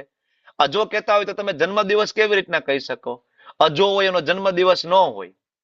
એટલે તમારે કહેવું પડે કે ભાઈ મારો કોઈ જન્મ દિવસ તો નથી, પણ આ ભાડાના મકાનમાં હું રહું છું થોડોક ટાઈમથી, થોડોક સમયથી આ ભાડાના મકાનમાં હું રહું છું. એટલે તો આપણે ગુજરાતીમાં બધા ભજનો નથી ગાતા, તારે રહેવું ભાડાના મકાનમાં. બરાબર ને? જો એ સંતો બધાને ખબર હતી કે આ મકાન ભાડાનું છે. આપણને એમ લાગે કે બધા અભણ હતા ને એને કઈ ખબર નથી પડતી, પણ એના ભજનો સાંભળો તો ખબર પડી જાય કે આત્મ તત્વને જાણતા હતા. એને ખબર હતી કે ભાઈ આ શરીર તો વિનાશી છે અને આત્મા અવિનાશી છે. વારંવાર આ બધા ચેન્જીસ આની અંદર ચાલતા રહેશે. બરાબર. એટલે ભગવાન કહે છે કોઈ જન્મ નથી. એ પાર્થ, આત્મા તો અવિનાશી છે. તમને એમ થાય કે વારંવાર કેમ આવે? આગળ પણ આવ્યું ને, આત્મા અવિનાશી. ભગવાને પાછું કીધું આત્મા અવિનાશી છે. બરાબર, લગભગ 4 વખત આવશે આ શબ્દ. શું કામ? વાય? કારણ કે કૃષ્ણને ખબર છે કે આ મુદ્દો બહુ જ ઇમ્પોર્ટન્ટ છે. તમે માનવા તૈયાર નથી થતા કે તમારો કોઈ જન્મ કે મૃત્યુ તમારું છે જ નહીં. એટલે તો આપણે રડીએ છીએ ને ભાઈ, આપણે રડીએ છીએ. જયારે આપણું સ્વજન જતું રહીએ તો આપણે ખૂબ રડીએ છીએ. આપણને એવું લાગે કે જતા જ રહ્યા. પણ જયારે ભગવદ્ ગીતાનું જ્ઞાન હોય ને તો આપણને થોડો સહારો મળે છે. આવું ઇસ્કોન મેંગલુરુમાં અમે તો જોયું છે. નાની ઉંમરમાં પત્ની છોડીને જતી રહી હોય, ભગવત ધામ જતી રહી હોય, બરાબર, અને જયારે શોક સભામાં જઈએ, બરાબર, તો એ વ્યક્તિ ભગવદ્ ગીતાના શ્લોકો બોલતા હોય, 1000 લોકો સામે બેઠા હોય અને વ્યક્તિ 1000 લોકોને ભગવદ્ ગીતાનું જ્ઞાન આપતા હોય. નાની ઉંમરમાં પત્ની જતી રહી, 10 વર્ષનું ખાલી બરાબર મેરેજ લાઈફ હોય, એમાં પત્ની જતી રહી, તો એ વ્યક્તિ બધાને ભગવદ્ ગીતાનું જ્ઞાન આપતા હોય. એવું ન હોય કે હાર્ડ હાર્ટેડ થઈ જાય કે દુઃખ નથી. દુઃખ છે, આંખમાં આંસુ છે, પણ વાસ્તવિકતાની ખબર પણ છે કે ભાઈ મારી પત્ની છે, એની આગળની જર્ની શરૂ થઈ ગઈ. એવું નથી કે જતી રહી. બરાબર. તો આત્મા અવિનાશી છે, આત્મા સનાતન છે, આત્મા અજન્મા છે. જો પાછું ભગવાને કીધું અજ છે, આમાંય અજ છે. આગળના શ્લોકમાં અજ હતું. શું કામ? રિવિઝન કરાવે. કારણ કે ભગવાન એક બેસ્ટ ટીચર છે. જયારે અઘરો મુદ્દો આવે તો ભગવાન એનું રિવિઝન કરાવડાવે છે. Repetition, repetition, repetition. અને છેલ્લો શબ્દ આની અંદર અવ્યયમ, અવિકારી. આત્માની અંદર કોઈ વિકાર આવતો નથી. વિકાર આવો એટલે શું? વિકાર આવો એટલે કે એની પરિસ્થિતિ ચેન્જ થઈ જવી. જેવી રીતના દૂધની અંદર તમે મેળવણ નાખો તો બીજા દિવસે સવારે દૂધમાંથી દહીં બની જાય. તો આનો મતલબ એવો કે દૂધમાં વિકાર આવી ગયો, હવે દૂધ છે નહીં, દહીં બની ગયું. હવે તો આત્મામાં એવો કોઈ વિકાર નથી આવતો કે આત્મા તપ કરે, જપ કરે, સાધના કરે, હિમાલયમાં જાય અને આત્મા પરમાત્મા બની ગઈ. તમને એવું લાગે કે આ નાનો કન્સેપ્ટ છે? નાનો કન્સેપ્ટ નથી. મોટા મોટા સાધુ સંતો, માયાવાદીઓ આ કન્સેપ્ટની પાછળ જ લાગેલા છે કે એક દિવસ હું પણ પરમાત્મા બની જઈશ, આત્મા પરમાત્મામાં ભળી જશે અને મારું અસ્તિત્વ છે એ શૂન્ય થઈ જશે. શૂન્યવાદ, નિર્વિશેષ શૂન્યવાદી, પાશ્ચાત દેશ તારીને. આવા લોકોને જ પ્રચાર કરવા માટે શ્રીલ પ્રભુપાદજી આવ્યા હતા કે આત્મા અવ્યય, કોઈ દિવસ આત્મા પરમાત્મામાં ભળે નહીં. ઘણા બધા કહેતા હોય કે જીવ શિવમાં ભળી ગયો. જીવ શિવમાં ના ભળી શકે. શિવ તત્વ જુદું છે, જીવ તત્વ જુદું છે. બાપુ બ્રહ્મમાં લીન થઈ ગયા, બ્રહ્મમાં કોઈ લીન ના થઈ શકે. જીવની આઈડેન્ટિટી હંમેશા જુદી રહે છે, પરમેનન્ટલી. ઓલો શ્લોક યાદ રાખો, નત્વેવાહમ જાતુ નાસમ નત્વમ ને મે જનાધિપા. પેલા હતા, અત્યારે છીએ અને આગળ રહીશું. એવો કોઈ દિવસ સમય નહીં આવે કે તમે પરમાત્માની અંદર વિલીન થઈ જશો અને તમારી આઈડેન્ટિટી ખતમ થઈ જશે. આવો સમય નહીં આવે. 15મા શ્લોકમાં ફરીથી ભગવાન કહે છે મમે વાસો જીવ લોકે જીવભૂત સનાતન. તમે પેલા અંશ હતા, અત્યારે અંશ છો, આગળ અંશ રહેશો. આત્મા પરમાત્મામાં ભળતી નથી. આ લખવું હોય તો લખી લો.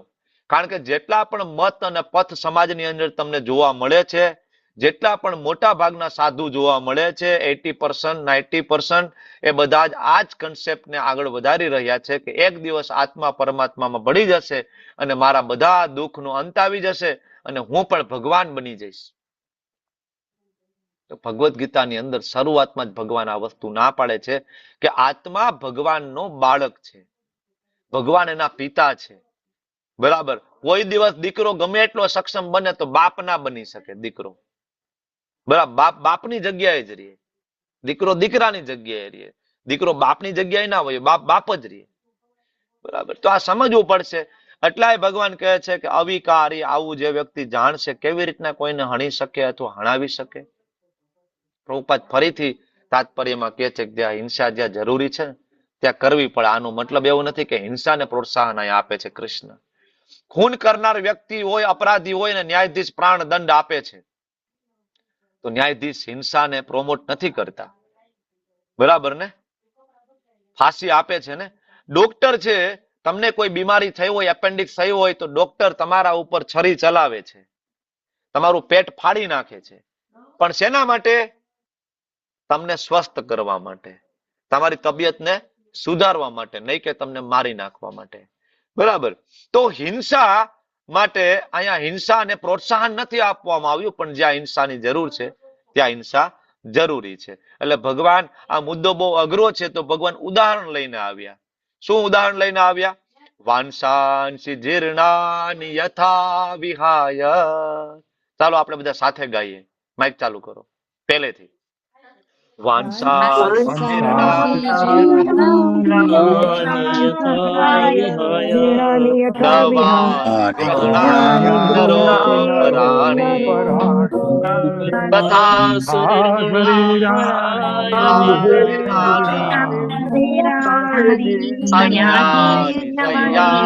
વિનવાની દેહી.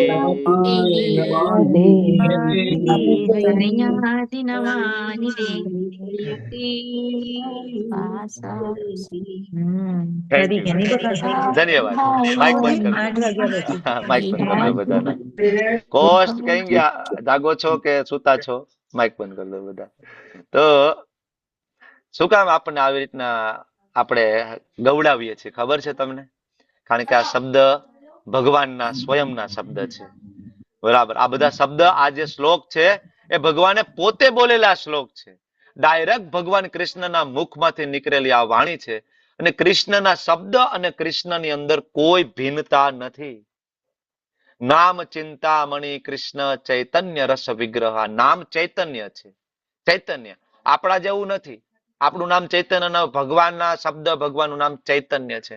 નામ ચિંતામણી કૃષ્ણ ચૈતન્ય રસ વિગ્રહ પૂર્ણ સિદ્ધો નિત્ય મુક્તો અભિન્નત્વમ નામ નામીનો.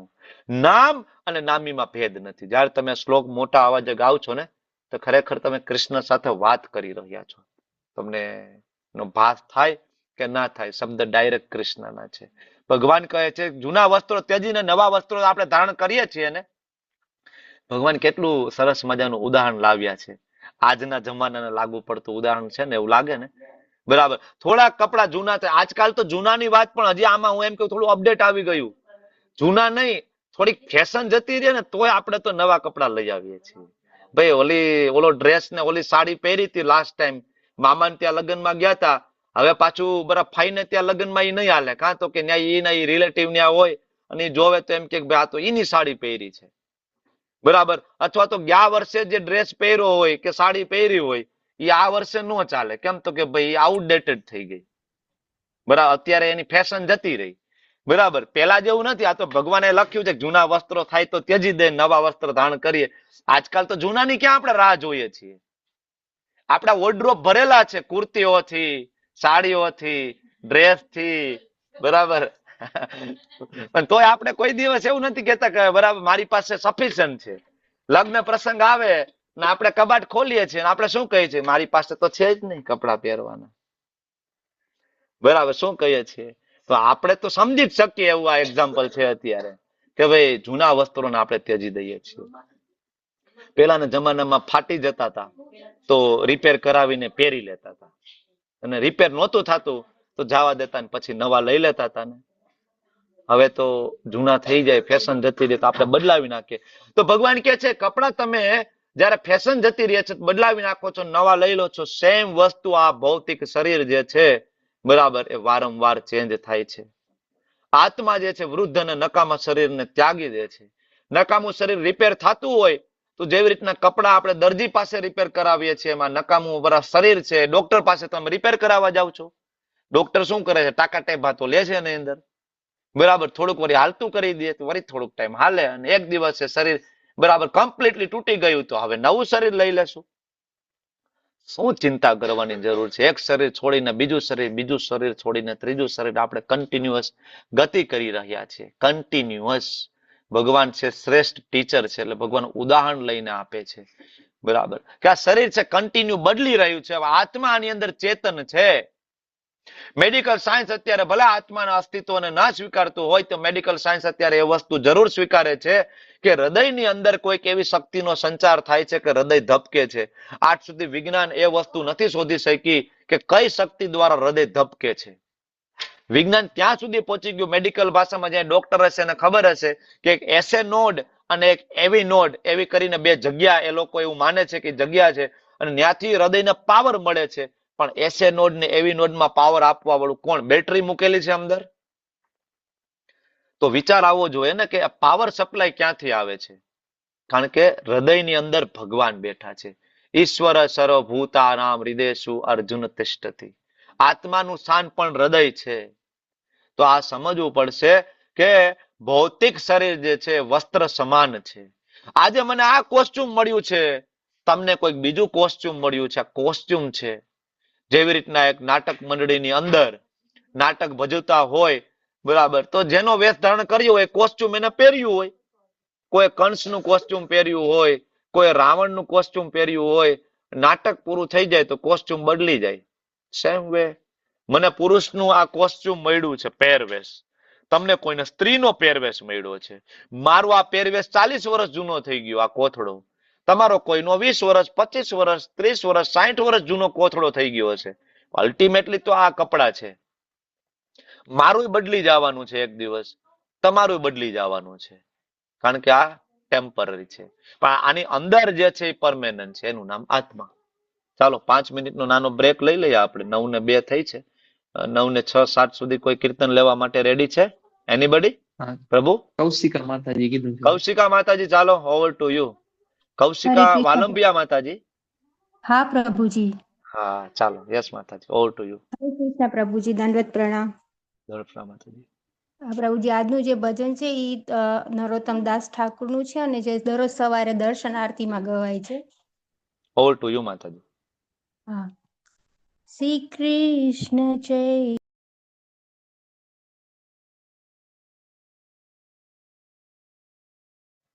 માતાજી મ્યુટ થઈ ગયા કે નહીં? વિશાલ પ્રભુ અવાજ નથી આવતો. લેફ્ટ થઈ ગયા છે. ઓકે, નેટવર્ક ઇસ્યુ લાગે છે એમને. એમને નેટવર્ક પ્રોબ્લેમ હોય છે. ચાલો, કોઈ પણ હરે કૃષ્ણ મહામંત્ર ઉપર કીર્તન લઈ લો. ચાલો 3-4 મિનિટ. ચાલો પ્રભુજી, હું કીર્તન લઉં? કોણ બોલે છે? પ્રવીણા માતાજી. તમે પેલા લીધું હતું ને, એટલે બીજા કોઈ લેતા હોય તો પેલા પ્રાયોરિટી આપીએ. કોઈ લેવા માટે રેડી છે? હરે કૃષ્ણ પ્રભુજી, હું લઈ લઉં? માધવી માતાજી, ચાલો હરે કૃષ્ણ ઉપર લઈ. હા. જય રાધા માધવ કુંજ બિહારી, જય રાધા માધવ કુંજ બિહારી, જય ગોપી જન વલ્લભ ગિરિવરધારી, જય ગોપી જન વલ્લભ ગિરિવરધારી, યશોદાનંદન વ્રજ જન રંજન, યશોદાનંદન વ્રજ જન રંજન, યમુના તીરવનચારી,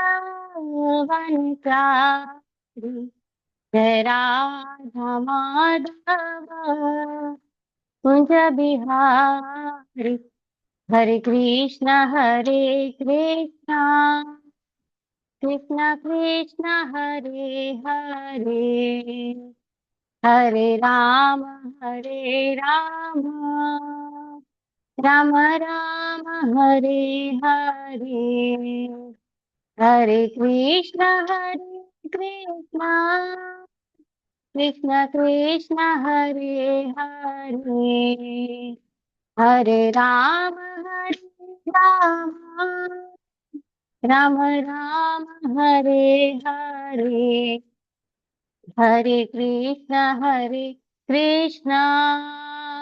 કૃષ્ણ કૃષ્ણ હરે હરે, હરે રામ રામ રામ હરે હરે, હરે કૃષ્ણ કૃષ્ણ કૃષ્ણ હરે હરે, હરે રામ રામ રામ હરે હરે, હરે કૃષ્ણ કૃષ્ણ કૃષ્ણ હરે હરે, હરે રામ રામ રામ હરે હરે, જય પ્રભુપદ જગદ્ગુરુ શ્રીલ પ્રભુપદ, જય ગુરુદેવા પતિત પાવન શીલ ગુરુદેવા, નિતાય ગૌર હરિ બોલ હરિ બોલ, હરિ બોલ નિતાય ગૌર હરિ બોલ, નિતાય ગૌર હરિ બોલ, હરિ બોલ હરિ બોલ, નિતાય ગૌર હરિ બોલ, નિતાય ગૌર પ્રેમાનંદે હરિ હરિ બોલ. હરે હરે કૃષ્ણ. કૃષ્ણ. થેન્ક યુ માતાજી, ખૂબ ખૂબ ધન્યવાદ. Thank you. કૌશિકા માતાજી આવી ગયા તમે? તમારું નેટવર્ક આઈ થિંક ડિસ્કનેક્ટ તમે થઈ ગયા હતા. કૌશિકા માતાજી નથી આવ્યા ને? છે જ નહીં ને? હરે કૃષ્ણ પ્રભુજી. હાજી હાજી. હા, શું પ્રભુજી કઈ હતું? તમારું નેટવર્ક ડિસ્કનેક્ટ થઈ ગયું હતું ને તમારું, એટલે પછી માધવી જે કીર્તન લઈ લીધું. કાલે તમે લઈ લેજો. ઓકે, કોઈ વાંધો નહીં. હા પ્રભુજી. હા હા. હરે કૃષ્ણ. ચાલો ચાલો આપણે આગળ વધીએ. તો ભગવાન ઉદાહરણ આપે છે કે ભાઈ તમે કપડા જેવી રીતના બદલાવી નાખો છો ને સરળતા પૂર્વક, તો એવી રીતના આત્મા છે વારંવાર નવું નવું શરીર બદલતું જાય છે. ભગવાન ઉપદેશ આપે છે અર્જુનને કે ભાઈ પિતામહ છે વૃદ્ધ થઈ ગયા છે, હવે ભીષ્મ છે વૃદ્ધ થઈ ગયા છે, અમરનું વરદાન નથી અને ઈચ્છા મૃત્યુનું વરદાન છે. તારે એને સામે પણ જોવું જોઈએ કે એને કરેલા કર્મોનું ફળ આ જ જન્મમાં એને મળી જાય, નહીતર એને પાછો રીબર્થ લેવો પડશે. ભીષ્મ પિતામહ આપણે પહેલા દિવસે આપણે ભણી ગયા હતા ભીષ્મ પિતામહ શું કામ આવ્યા હતા. ભીષ્મ પિતામહ છે 8મા વસુ છે, બરાબર, અને બ્રહ્માજીના શ્રાપ દ્વારા અહીંયા આવ્યા હતા. તો ભગવાન એ રીતે પણ અર્જુનને સમજાવી રહ્યા છે કે અર્જુન તારે એની સામે જોવું જોઈએ હવે કે આ જન્મમાં એને કરેલા કર્મોનું ફળ મળી જાય તો એનો રીબર્થ નહીં થાય, નહીતર તો ફળ નહીં મળે તો ફરીથી એને તોય ભોગવવા માટે પાછો જન્મ લેવો પડશે. તો આ જન્મમાં એને મુક્ત કરો. ગુરુ દ્રોણ, ભીષ્મ પિતામહ, બરાબર. અને આમે પુણ્યશાળી જીવાત્માઓ છે, તારે એમ ચિંતા કરવાની જરૂર નથી કે મૃત્યુ પછી એને ઉચ્ચ લોકની પ્રાપ્તિ થશે. Arjun, you don't worry my boy. ભગવાન અર્જુનને કહે છે, અર્જુન આત્મા મરતો નથી. નેનમ છિંદંતી શસ્ત્રાણી નેનમ દહતી પાવક ન ચેનમ ક્લેદ્યંત્યાપો ન શોષયતી મારુત. આ શ્લોક તમે ન્યૂઝપેપરમાં શ્રદ્ધાંજલિમાં વાંચતા હશો. મોટા ભાગે આ શ્લોક લોકો લખતા હોય શ્રદ્ધાંજલિમાં. શ્લોકનો અર્થ ભલે ના ખબર હોય પણ ભગવદ ગીતાનો આ શ્લોક ફેમસ છે, લખતા હોય છે. એની અંદર ભગવાન આમાં કહે છે કે આત્માને કોઈ શસ્ત્રથી છેદી ના શકાય, અગ્નિથી બાળી ના શકાય, પાણીથી ભીંજવી ના શકાય, પવનથી સૂકવી ના શકાય. વિચાર કરો, આ મોસ્ટ મોટિવેશનલ શ્લોક છે. તરત આપણને કોન્ફિડન્સ આવી જાય. વિચારો, તમે વિચારો કે મને કોઈ શસ્ત્ર મારી નહીં શકે, મને કોઈ પાણી ડુબાડી ના શકે, મને કોઈ અગ્નિ બાળી ના શકે. એનો મતલબ એવો નહીં કે રસોડામાં જઈને ગેસ ચાલુ કરીને આમ હાથ રાખો. પ્રભુજી કહેતા હતા કે અગ્નિ બાળી ન શકે. શરીરને તો બાળી શકે, આત્માને ના બાળી શકે. હું એમ કઉ છું, ઊંધું નહીં લેતા, બરાબર સાંભળજો. પ્રભુજી કહેતા હતા ને બાળી ના શકે, દાજી ગયા હું. નહીં, આત્માને બાળી, શરીર તો બળે. શરીર પંચ મહાભૂતનું છે, બરાબર. તો ભગવાન કહે છે અર્જુન ડોન્ટ વરી. 100% કોન્ફિડન્સ ભગવાન અર્જુનને પહેલા અપાવી રહ્યા છે કે ભાઈ તું ચિંતા મુક્ત થઈ જા, આ શરીર ટેમ્પરરી છે અને આત્મા પરમેનન્ટ છે. તારી પાસે ગમે તેવા શસ્ત્ર હોય, અત્યારે તો શસ્ત્ર બધા અગ્નિભેદ શસ્ત્રો છે. અર્જુન પાસે એવા એવા શસ્ત્રો હતા જે વરુણ એટલે કે બરાબર કે જળના બેઝના શસ્ત્રો હતા, પવન બેઝ શસ્ત્રો હતા, કે અર્જુન ખાલી એક તીર છોડે અને વંટોળ આવી જાય, અર્જુન એક તીર છોડે સુનામી આવી જાય. એની પાસે એવા શસ્ત્રો પણ હતા. પણ ભગવાન કે તારી પાસે ગમે એવા શસ્ત્રો હોય, અગ્નિ બેઝ હોય તોય ભલે, બરાબર પાણી બેઝ હોય તોય ભલે, ને પવન બેઝ હોય તોય ભલે, આત્મા એનાથી નહીં મરે કે સુકાય કે ભીંજાય કે નહીં કાપી શકે. કારણ કે વ્યક્તિગત આત્મા અખંડ છે. આત્મા કેવો છે? અખંડ. આત્માને કાપી ના શકો. કાપી એને શકાય કે જે જુદો થાય. એટલે આના ઉપરથી એ ખબર પડી જાય કે આપણે પરમાત્માથી અલગ નથી. બરાબર, આપણે પરમાત્માથી અલગ નથી થઈ ગયા, કે પેલા પરમાત્મામાં જોડાયેલા હતા, પછી એમાં એક કાપો મૂક્યો, બરાબર, આત્મા જુદી પડી ગઈ, હવે આત્મા પાછી એમાં ભળી જશે. આત્મા અખંડ છે, ક્યાંય જોડાય પણ નહીં, અને એને તમે કાપી પણ ના શકો, એને કહેવાય અખંડ. આત્મા અખંડ છે. આત્મા અદ્રાવ્ય છે. અદ્રાવ્ય એટલે શું?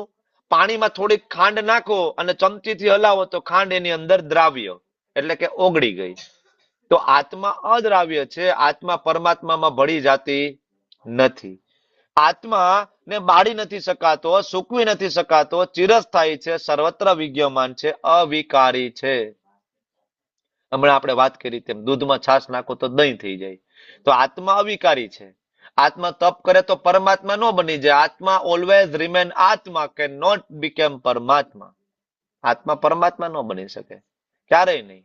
એટલે ઘણા બધા આવા આડંબર કરનારા લોકો અત્યારે છે, એવા એવા મંત્ર આપી રહ્યા છે એમના શિષ્યોને, ગાઓ તમે પરમાત્મા બની જશો એક દિવસ. આ બધા નોનસેન્સ લોકો છે. ટોટલ જે ફિલોસોફી છે, એટલે ભગવાન અહીં કહે છે સદા ને એક સમાન રહેનારો છે. એક સમાન. પેલા આત્મા હતો, અત્યારે આત્મા છે, આગળ પણ આત્મા રહેશે. એક સમાન, સનાતન. આગળ કહે છે સુવિદિત છે કે આત્મા અદ્રશ્ય, અચિંત્ય, અપરિવર્તનશીલ છે. આવું જાણ્યા પછી તારે શરીર માટે શું કામ શોક કરવો જોઈએ? આત્મા અદ્રશ્ય છે. આપણી ઇન્દ્રિયોથી આત્માને નહીં જોઈ શકીએ. આપણી ઇન્દ્રિયો અપૂર્ણ છે, આપણે આત્માને નથી જોઈ શકતા. આત્મા અચિંત્ય છે. આપણી આ ઇન્દ્રિયો દ્વારા આત્માનું ચિંતન નહીં કરી શકીએ. આપણી કલ્પનાથી પરે છે. બરાબર, આત્માનું ચિંતન થઈ શકે, સ્પિરિચ્યુઅલ લેવલ ઉપર આપણે આવવું પડે ત્યારે. આત્મા અપરિવર્તનશીલ છે. ફરીથી ભગવાન કહે છે પરિવર્તન નહીં થાય, કે પેલા પરમાત્મા હતો, ભગવાન હતો, પછી અહીંયા આવી ગયો, આત્મા માયામાં પડી ગયો, પોતે ભૂલી ગયો, અને આગળ પાછો હવે શરીર છૂટી જાય એટલે એ માયામાંથી બહાર નીકળીને પોછે પાછો પરમાત્મા બની જશે. નહીં, અપરિવર્તનશીલ. આવું જાણ્યા પછી ભગવાન કે શરીર માટે શું કામ શોક કરવો જોઈએ અર્જુન તારે? બરાબર. તો આત્માના જ્ઞાન માટે વૈદિક પ્રમાણ સિવાય અન્ય કોઈ પ્રમાણ દ્વારા તમે આત્માને સિદ્ધ કરી શકતા નથી. વૈજ્ઞાનિકો વર્ષોથી મથી રહ્યા છે આની પાછળ, કે ભાઈ આવું શું છે, પણ નથી સમજી શકતા. ભગવદ્ ગીતા વાંચી સમજી જાય આરામથી. જેવી રીતના આપણા પિતાને ઓળખવા માટેનું બેસ્ટ સાધન શું? આપણા પિતા કોણ? બરાબર, તો તમને કોણ જવાબ આપી શકે? મારા પપ્પા કોણ, એનો જવાબ કોણ આપી શકે? મમ્મી. મમ્મીને જઈને પૂછો, માતા, મમ્મીને જઈને પૂછો કે માં મારા પિતાનું નામ શું? મમ્મીથી વધારે કોઈ જાણતું હોય નહીં. મમ્મી પાસેથી તમને બરાબર સચોટ જ્ઞાન મળે કે તારા પિતાનું નામ આ છે. તેમ શાસ્ત્ર આપણી માં છે. શાસ્ત્ર, ભગવદ્ ગીતા, ભાગવતમ, વેદ, ઉપનિષદ, પુરાણ આપણી માં છે. તો એને પૂછીએ, આચાર્ય આપણી માં છે, એને પૂછીએ કે મારા પિતાજીનું નામ શું? તો આચાર્ય અને શાસ્ત્ર આપણને કહેશે યસ, તમારા પિતાનું નામ કૃષ્ણ. પ્રેક્ટિકલ જ્ઞાનથી આ અકલ્પનીય છે, એટલે અહીંયા લખ્યું છે અચિંત્ય. તમે પ્રેક્ટિકલ થી નહીં જોઈ શકો, તમારે શાસ્ત્રનો રેફરન્સ લેવો પડશે. હે મહાબાહુ, જો તું એમ વિચારતો હોય, ભગવાન એક અલગ ફિલોસોફી લઈને આવે છે, તેને બુદ્ધિઝમ કહેવાય, નાસ્તિકતાની ફિલોસોફી. થોડુંક અઘરું છે સમજવું, થોડું ઉપરથી જાય એવું બની શકે તમને આ બધા શ્લોક, કારણ કે આ સાંખ્ય યોગ છે.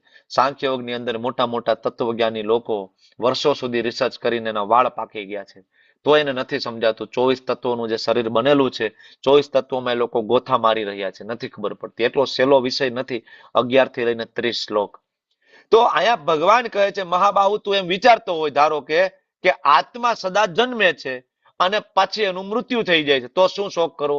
આનો મતલબ એવો કે આત્માનું કોઈ અસ્તિત્વ નથી. ભગવાન એવું કહે છે કે શરીર છે એ જ આત્મા, શરીરથી આત્માનું જુદું કોઈ અસ્તિત્વ નથી. ધારો કે અર્જુન તે એવું માની લીધું કે નહીં નહીં, આત્મામાં હું નથી માનતો, તમે કહો છો કે આત્મા પેલા હતી ને પછી હશે, હું નથી માનતો, હું તો આ શરીર છે એમાં જ માનું, હું તો ભીષ્મ છે એમાં માનું છું, દ્રોણ છે એમાં માનું છું, મારા મમ્મી, મારા પપ્પા, મારો ભાઈ એમાં જ માનું છું. બરાબર? તો ભગવાન કહે છે કદાચ એવું માની લીધું કે આત્મા નથી અને ખાલી આ શરીર છે, તોય શું કામ શોક કરવાનું? કારણ કે શરીર તો કેમિકલ નું બનેલું છે. શરીર શેનું બનેલું છે? કેમિકલ નું બનેલું છે. કેલ્શિયમ, મેગ્નેઝ, મેગ્નેશિયમ, ફોસ્ફરસ, પોટેશિયમ, પાણી, આનાથી બનેલું છે. તો આવું કેમિકલ તો આપણે ટન મોઢે રોજ ઢોરી નાખીએ છીએ.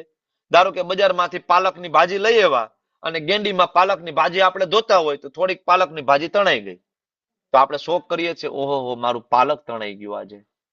કરીએ છીએ શોક? નથી કરતા. એ કેમિકલ જ છે ને, એમાં તો શોક નથી કરતા. સેમ કેમિકલ નું આ શરીર બનેલું છે, તો પછી હવે આનો નાશ થઈ જાય તો એમાં શેની ચિંતા કરવાની જરૂર છે? એટલે આ બૌદ્ધોની ફિલોસોફી છે. બૌદ્ધિઝમ ની અંદર ફિલોસોફી એવી છે કે આત્માથી, શરીરથી અલગ આત્માનું કોઈ અસ્તિત્વ નથી. આત્મા, શરીરનું કામ પૂરું એટલે આત્માનું આગળની કોઈ ગતિ વિશેની કોઈ ચર્ચા બુદ્ધિઝમ ના થઈ, એને કહેવાય શૂન્યવાદ. એને એ લોકો નિર્વાણની ફિલોસોફી કહે છે. નોન એક્ઝિસ્ટન્સ ઓફ સોલ, આત્માનું અલગ કોઈ અસ્તિત્વ નથી. હવે ભગવાને જયારે ભગવદ ગીતાનો ઉપદેશ આપ્યો ને ત્યારે આવા દાર્શનિકો હતા કે જે આત્મામાં નહોતા માનતા. અત્યારે છે ને વૈજ્ઞાનિકો આત્મામાં નથી માનતા, એવું માને છે કે ભાઈ કેમિકલથી આ શરીર બને છે, કેમિકલથી જ પ્રેગ્નન્સી રહે છે ને કેમિકલથી આ શરીર બને, આત્મા જેવું કાંઈ ન હોય. તો હવે કેમિકલથી જ બનતું હોય તો ટન મોઢે આપણે કેમિકલ રોજ વેડફી નાખી છીએ, તો પછી આ થોડુંક કેમિકલ વધારે વેડફાઈ જતું હોય તો શું ચિંતા છે? શું ચિંતા છે? ભગવાન આ બહુ ક્લિયરલી અર્જુનને કહે છે કે જેને જન્મ લીધો છે એનું મરણ નિશ્ચિત છે, જેનું મરણ પછી એનો પુનર્જન્મ નિશ્ચિત છે. કેટલો ક્લિયર કટ શ્લોક છે. કોઈ એમ કે પુનર્જન્મ વિશે ક્યાં લખેલું છે? આ શ્લોક બહુ ક્લિયર છે. જાતસ્ય હિ ધ્રુવ મૃત્યુ ધ્રુવમ જન્મ મૃત્યસ્ય ચ. તમે જન્મ લીધો છે ને, તમારો મૃત્યુ કન્ફર્મ છે અને મૃત્યુ પછી તમારો નવો જન્મ કન્ફર્મ છે. આ શ્લોક એ બરાબર એકદમ ક્લિયરલી આપણને કહે છે કે ફરીથી જન્મ થશે.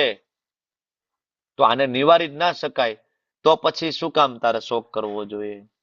જન્મ અને મૃત્યુ ખરેખર એવી કોઈ વસ્તુ નથી. આત્માનો બરાબર ભૌતિક તત્વો સાથેનો સહયોગ એને જન્મ કહેવાય, ને આત્મા ભૌતિક તત્વ છોડીને આગળ વધી જાય એ મૃત્યુ કહેવાય. તો કર્મ અનુસાર જન્મ તો લેવો પડશે. કર્મની અવધિ પૂર્ણ થાય એટલે મરી જવું પડશે. અને આ ચક્ર છે ચાલ્યા જ રાખશે, ચાલ્યા જ રાખશે ને ચાલ્યા જ રાખશે. તો પછી ચિંતા કરવાની શું જરૂર છે? તો અમે એમાં કઈ ચેન્જ નથી કરી શકવાના, ચક્ર ચાલ્યા જ રાખવાનું છે. એટલે ભગવાન અલગ ફિલોસોફી લઈને સમજાવે છે.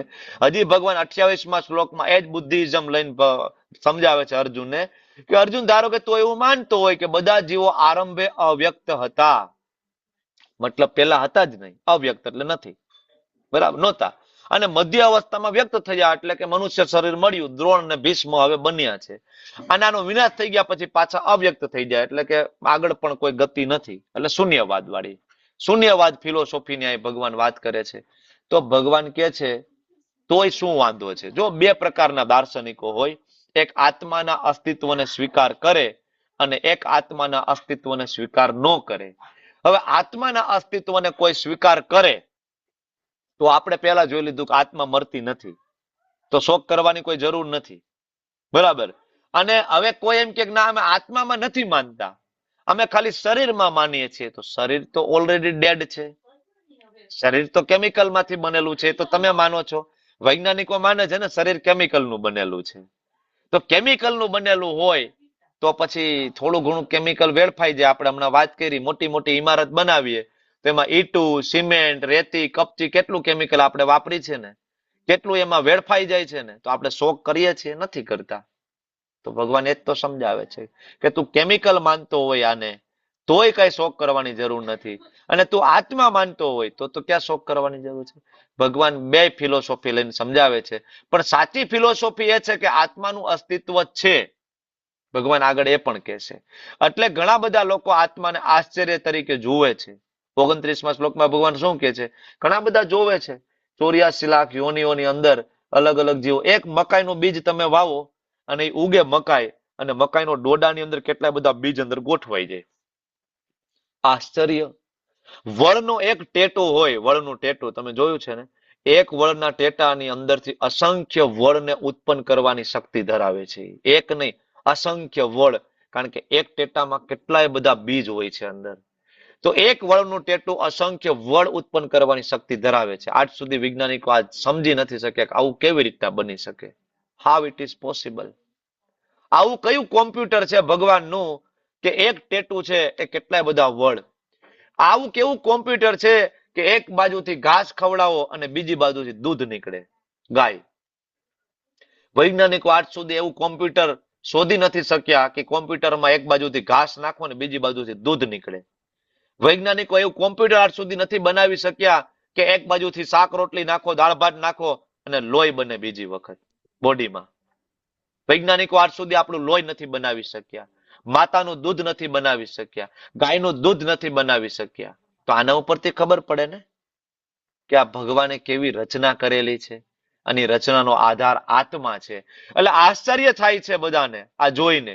ઘણા બધા આશ્ચર્ય તરીકેનું વર્ણન પણ કરે છે, બરાબર, અને ઘણા બધા એના વિશે ચર્ચાઈ કરે છે, સાંભળે છે, અને છેલ્લે લેશ માત્ર સમજી નથી શકતા. શું કામ નથી સમજી શકતા?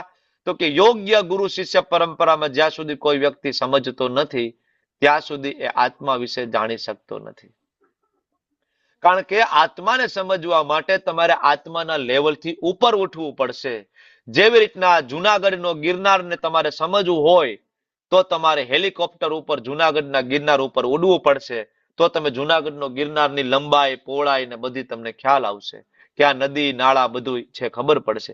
એમ તમારે આત્માને સમજવા માટે આત્માની ઉપર સુપર સોલ એટલે પરમાત્મા છે, તમારે પરમાત્માને સમજવાની કોશિશ કરવી પડશે, તો આત્મા ઓટોમેટિક સમજાઈ જશે. ત્યાં સુધી નહીં સમજે. આપણે તો ઇન્દ્રિયના લેવલ ઉપર છીએ. ઇન્દ્રિય ઉપર મન, મન ઉપર બુદ્ધિ, બુદ્ધિ ઉપર આત્મા, આત્મા ઉપર પરમાત્મા. આ ત્રીજા અધ્યાયમાં સિક્વન્સ આપેલો છે આખો. ઇન્દ્રિય ઉપર મન, એના ઉપર બુદ્ધિ, એના ઉપર આત્મા, અને એના ઉપર ભગવાન. હવે તમારા આત્માને સમજવું હોય તો ઇન્દ્રિયના લેવલ ઉપરથી તમે આત્મા નહીં સમજી શકો. મારે 6થા માળની બિલ્ડિંગનું ધાબુ જોવું હોય તો હું પહેલા માળની બિલ્ડિંગમાં નીચે બેઠો બેઠો 6થા માળનું ધાબુ મને નહીં દેખાય. 6થા માળનું ધાબુ મારે જોવું હોય તો મારે 7મા માળ વિશે સમજવા જવું પડશે પગથિયા ચડીને. 7મા માળે હું ચડું તો મને 6થા માળના ધાબા વિશે ખબર પડે કે કેટલા સ્ક્વેર ફીટનું આ ધાબુ છે. નહીતર મને પહેલા માળે હું રૂમમાં બેઠા નહીં ખબર પડે. તો આપણે ઇન્દ્રિયના લેવલ ઉપર, મનના લેવલ ઉપર, બુદ્ધિના લેવલ ઉપર આત્મ સાક્ષાત્કારની અનુભૂતિ નથી કરી શકતા. આપણે જ્યારે ભગવાન શ્રી પરમાત્માનું ભજન કરીશું ત્યારે આપણને આત્મ સાક્ષાત્કાર થશે અને આત્માના લેવલને આપણે સમજી શકીશું. બરાબર. અને છેલ્લા શ્લોકની અંદર ભગવાન કહે છે કે ભરતવંશી, શરીરમાં રહેનારો આત્મા સનાતન છે, ક્યારેય એનો વધ નથી કરી શકાતો. તો કોઈ પણ જીવ માટે શોક કરવાની જરૂર નથી. આત્મા અમર છે, શરીર નાશવંત છે. શરીર નાશવંત છે. એટલે અહીંયા અર્જુનના પેલા પ્રશ્નનો જવાબ પૂરો થયો. અને ભગવાન 30 લક્ષણો અર્જુનને સમજાવે છે. કેટલા અત્યાર સુધી જે ચર્ચા થઈ? 30 લક્ષણો છે આત્માના. આત્મા શાશ્વત છે, અપરિવર્તનશીલ છે, અવિનાશી છે, અવિકારી છે, એમ કરીને છેક અદ્ભુત છે. ત્યાં સુધીના 30 લક્ષણો અત્યાર સુધી આપણે ચર્ચા કરી. અર્જુનને સમજાવી દીધું ભગવાને કે અર્જુન, તું જેનો શોક કરે છો એ તો બહારના કોથળા માટેનો શોક કરે છો. આપણે કોથળો નથી, આપણે આત્મા છીએ, આપણે ભગવાનની શક્તિ છે, સ્પિરિટ. હવે અર્જુનનો બીજો પ્રશ્નનો જવાબ ભગવાન આપે છે. અર્જુન કહે છે ભગવાન કોઈ આનંદ નથી, કોઈ આનંદ નથી. બરાબર ને? ભગવાન 31 થી લઈને 37મા શ્લોક સુધી ભગવાન અર્જુનને જવાબ આપે છે અને કહે છે ભગવાન કે ક્ષત્રિય તરીકે તારા વિશિષ્ટ કર્તવ્ય ધર્મનો વિચાર કરીને તારે જાણવું જોઈએ કે તારા માટે ધર્મ અર્થે યુદ્ધ કરવાથી વધારે સારો બીજું કોઈ ઉદ્યમ નથી. બિલકુલ તારામાં અચકાવાની જરૂર નથી. અર્જુન, તું ક્ષત્રિય છો. ક્ષત્રિય એટલે શું? ક્ષત એટલે ઈજા, ત્રાયતે એટલે બચાવવું, ત્રાયતે એટલે તારણ કરવું, બચાવવું. તો ઈજામાંથી બચાવવું મતલબ જે નબળા માણસો છે, બરાબર, એની રક્ષા કરવી એ ક્ષત્રિયોનો ધર્મ છે. ક્ષત્રિય એટલે એવું નહીં કે કાળા કલરની ફાર લઈ લીધી ને કાળા કલરના કાચ કરાવી નાખ્યા ને પાછળ તલવાર આંબે દોરાવી નીચે લખાવી નાખ્યું ક્ષત્રિય. ક્ષત્રિય એને કહેવાય કે કોઈ બેન દીકરીઓને કોઈ હેરાન કરતો હોય તો ગાડી ત્યાં બ્રેક થવી જોઈએ. અને સામે 500 લોકોનું ટોળું હોય તો ક્ષત્રિય એકલો ઉભો હોય કે કોણ છો? મારી બેન છે. કોણ ટચ કરવાની, કોણ શક્તિ ધરાવે છે? ક્ષત્રિય કહેવાય. છત્રપતિ શિવાજી મહારાજ, મહારાણા પ્રતાપ, સંભાજી મહારાજ, આ બધા ક્ષત્રિયો હતા. ક્ષત્રિયોનો ધર્મ છે. ક્ષત્રિયો એટલે ક્ષત્રિયો હિ પ્રજા રક્ષણમ સત્ય પ્રાણી પ્રદંડન. બરાબર, એ દંડ લઈ શકે છે હાથમાં. બરાબર, એ પનિશમેન્ટ આપી શકે છે. તો જ્યારે ધર્મ માટે હિંસાની જરૂર હોય ત્યારે ક્ષત્રિય હિંસા કરી શકે છે. ક્ષત્રિયોને એટલા માટે જ વનમાં જઈને શિકાર કરવા માટેની છૂટ હતી. તમને બધાને પ્રશ્ન થાય ને કે તમે અહિંસાની વાત કરો છો, પણ મોટા મોટા રાજાઓને અમે જોયા છે તો શિકાર કરવા જતા હતા. બરાબર, ભગવાન રામચંદ્રજીના પિતા દશરથ રાજા પણ શિકાર માટે જતા હતા. તો આવો પ્રશ્ન થાય તો શું કામ શિકાર માટે જતા હતા? ક્ષત્રિયોને શિકાર કરવાની છૂટ હતી. ક્ષત્રિયો શિકાર કરવા જાય, વાઘને પડકારે, સિંહને પડકારે, સામે છાતી એમની સાથે લડે, સિંહનું મોઢું ફાડી નાખે. સંભાજી મહારાજ, ખબર ને, સિંહના મોઢામાં હાથ નાખીને મોઢું ફાડી નાખે. તો આ જોમ, આ શક્તિ ક્યારે આવે? વિધાઉટ ટ્રેનિંગ આવી જાય? કોઈ ટ્રેનિંગ એને આખી જિંદગી લીધી નથી તો આ ટ્રેનિંગ એને આવે તો એ બચાવી શકે સામાન્ય લોકોને? નહીં, પેલા એને આ ટ્રેનિંગ લેવી પડે. અને ટ્રેનિંગ માટે જંગલમાં જાય, શિકાર કરે, અને પછી જે પશુનું એમાં વધ થાય એ પશુને રાજકીય સન્માન સાથે અગ્નિદાહ આપવામાં આવે. અને પશુને તરત જ મનુષ્ય શરીર પ્રાપ્ત થાય, કારણ કે પશુ પણ ધર્મના માટે એને બલિદાન આપ્યું છે, એટલે તરત એને મનુષ્ય યોનિ પ્રાપ્ત થાય. તો ધર્માર્થે હિંસા અનિવાર્ય બને છે.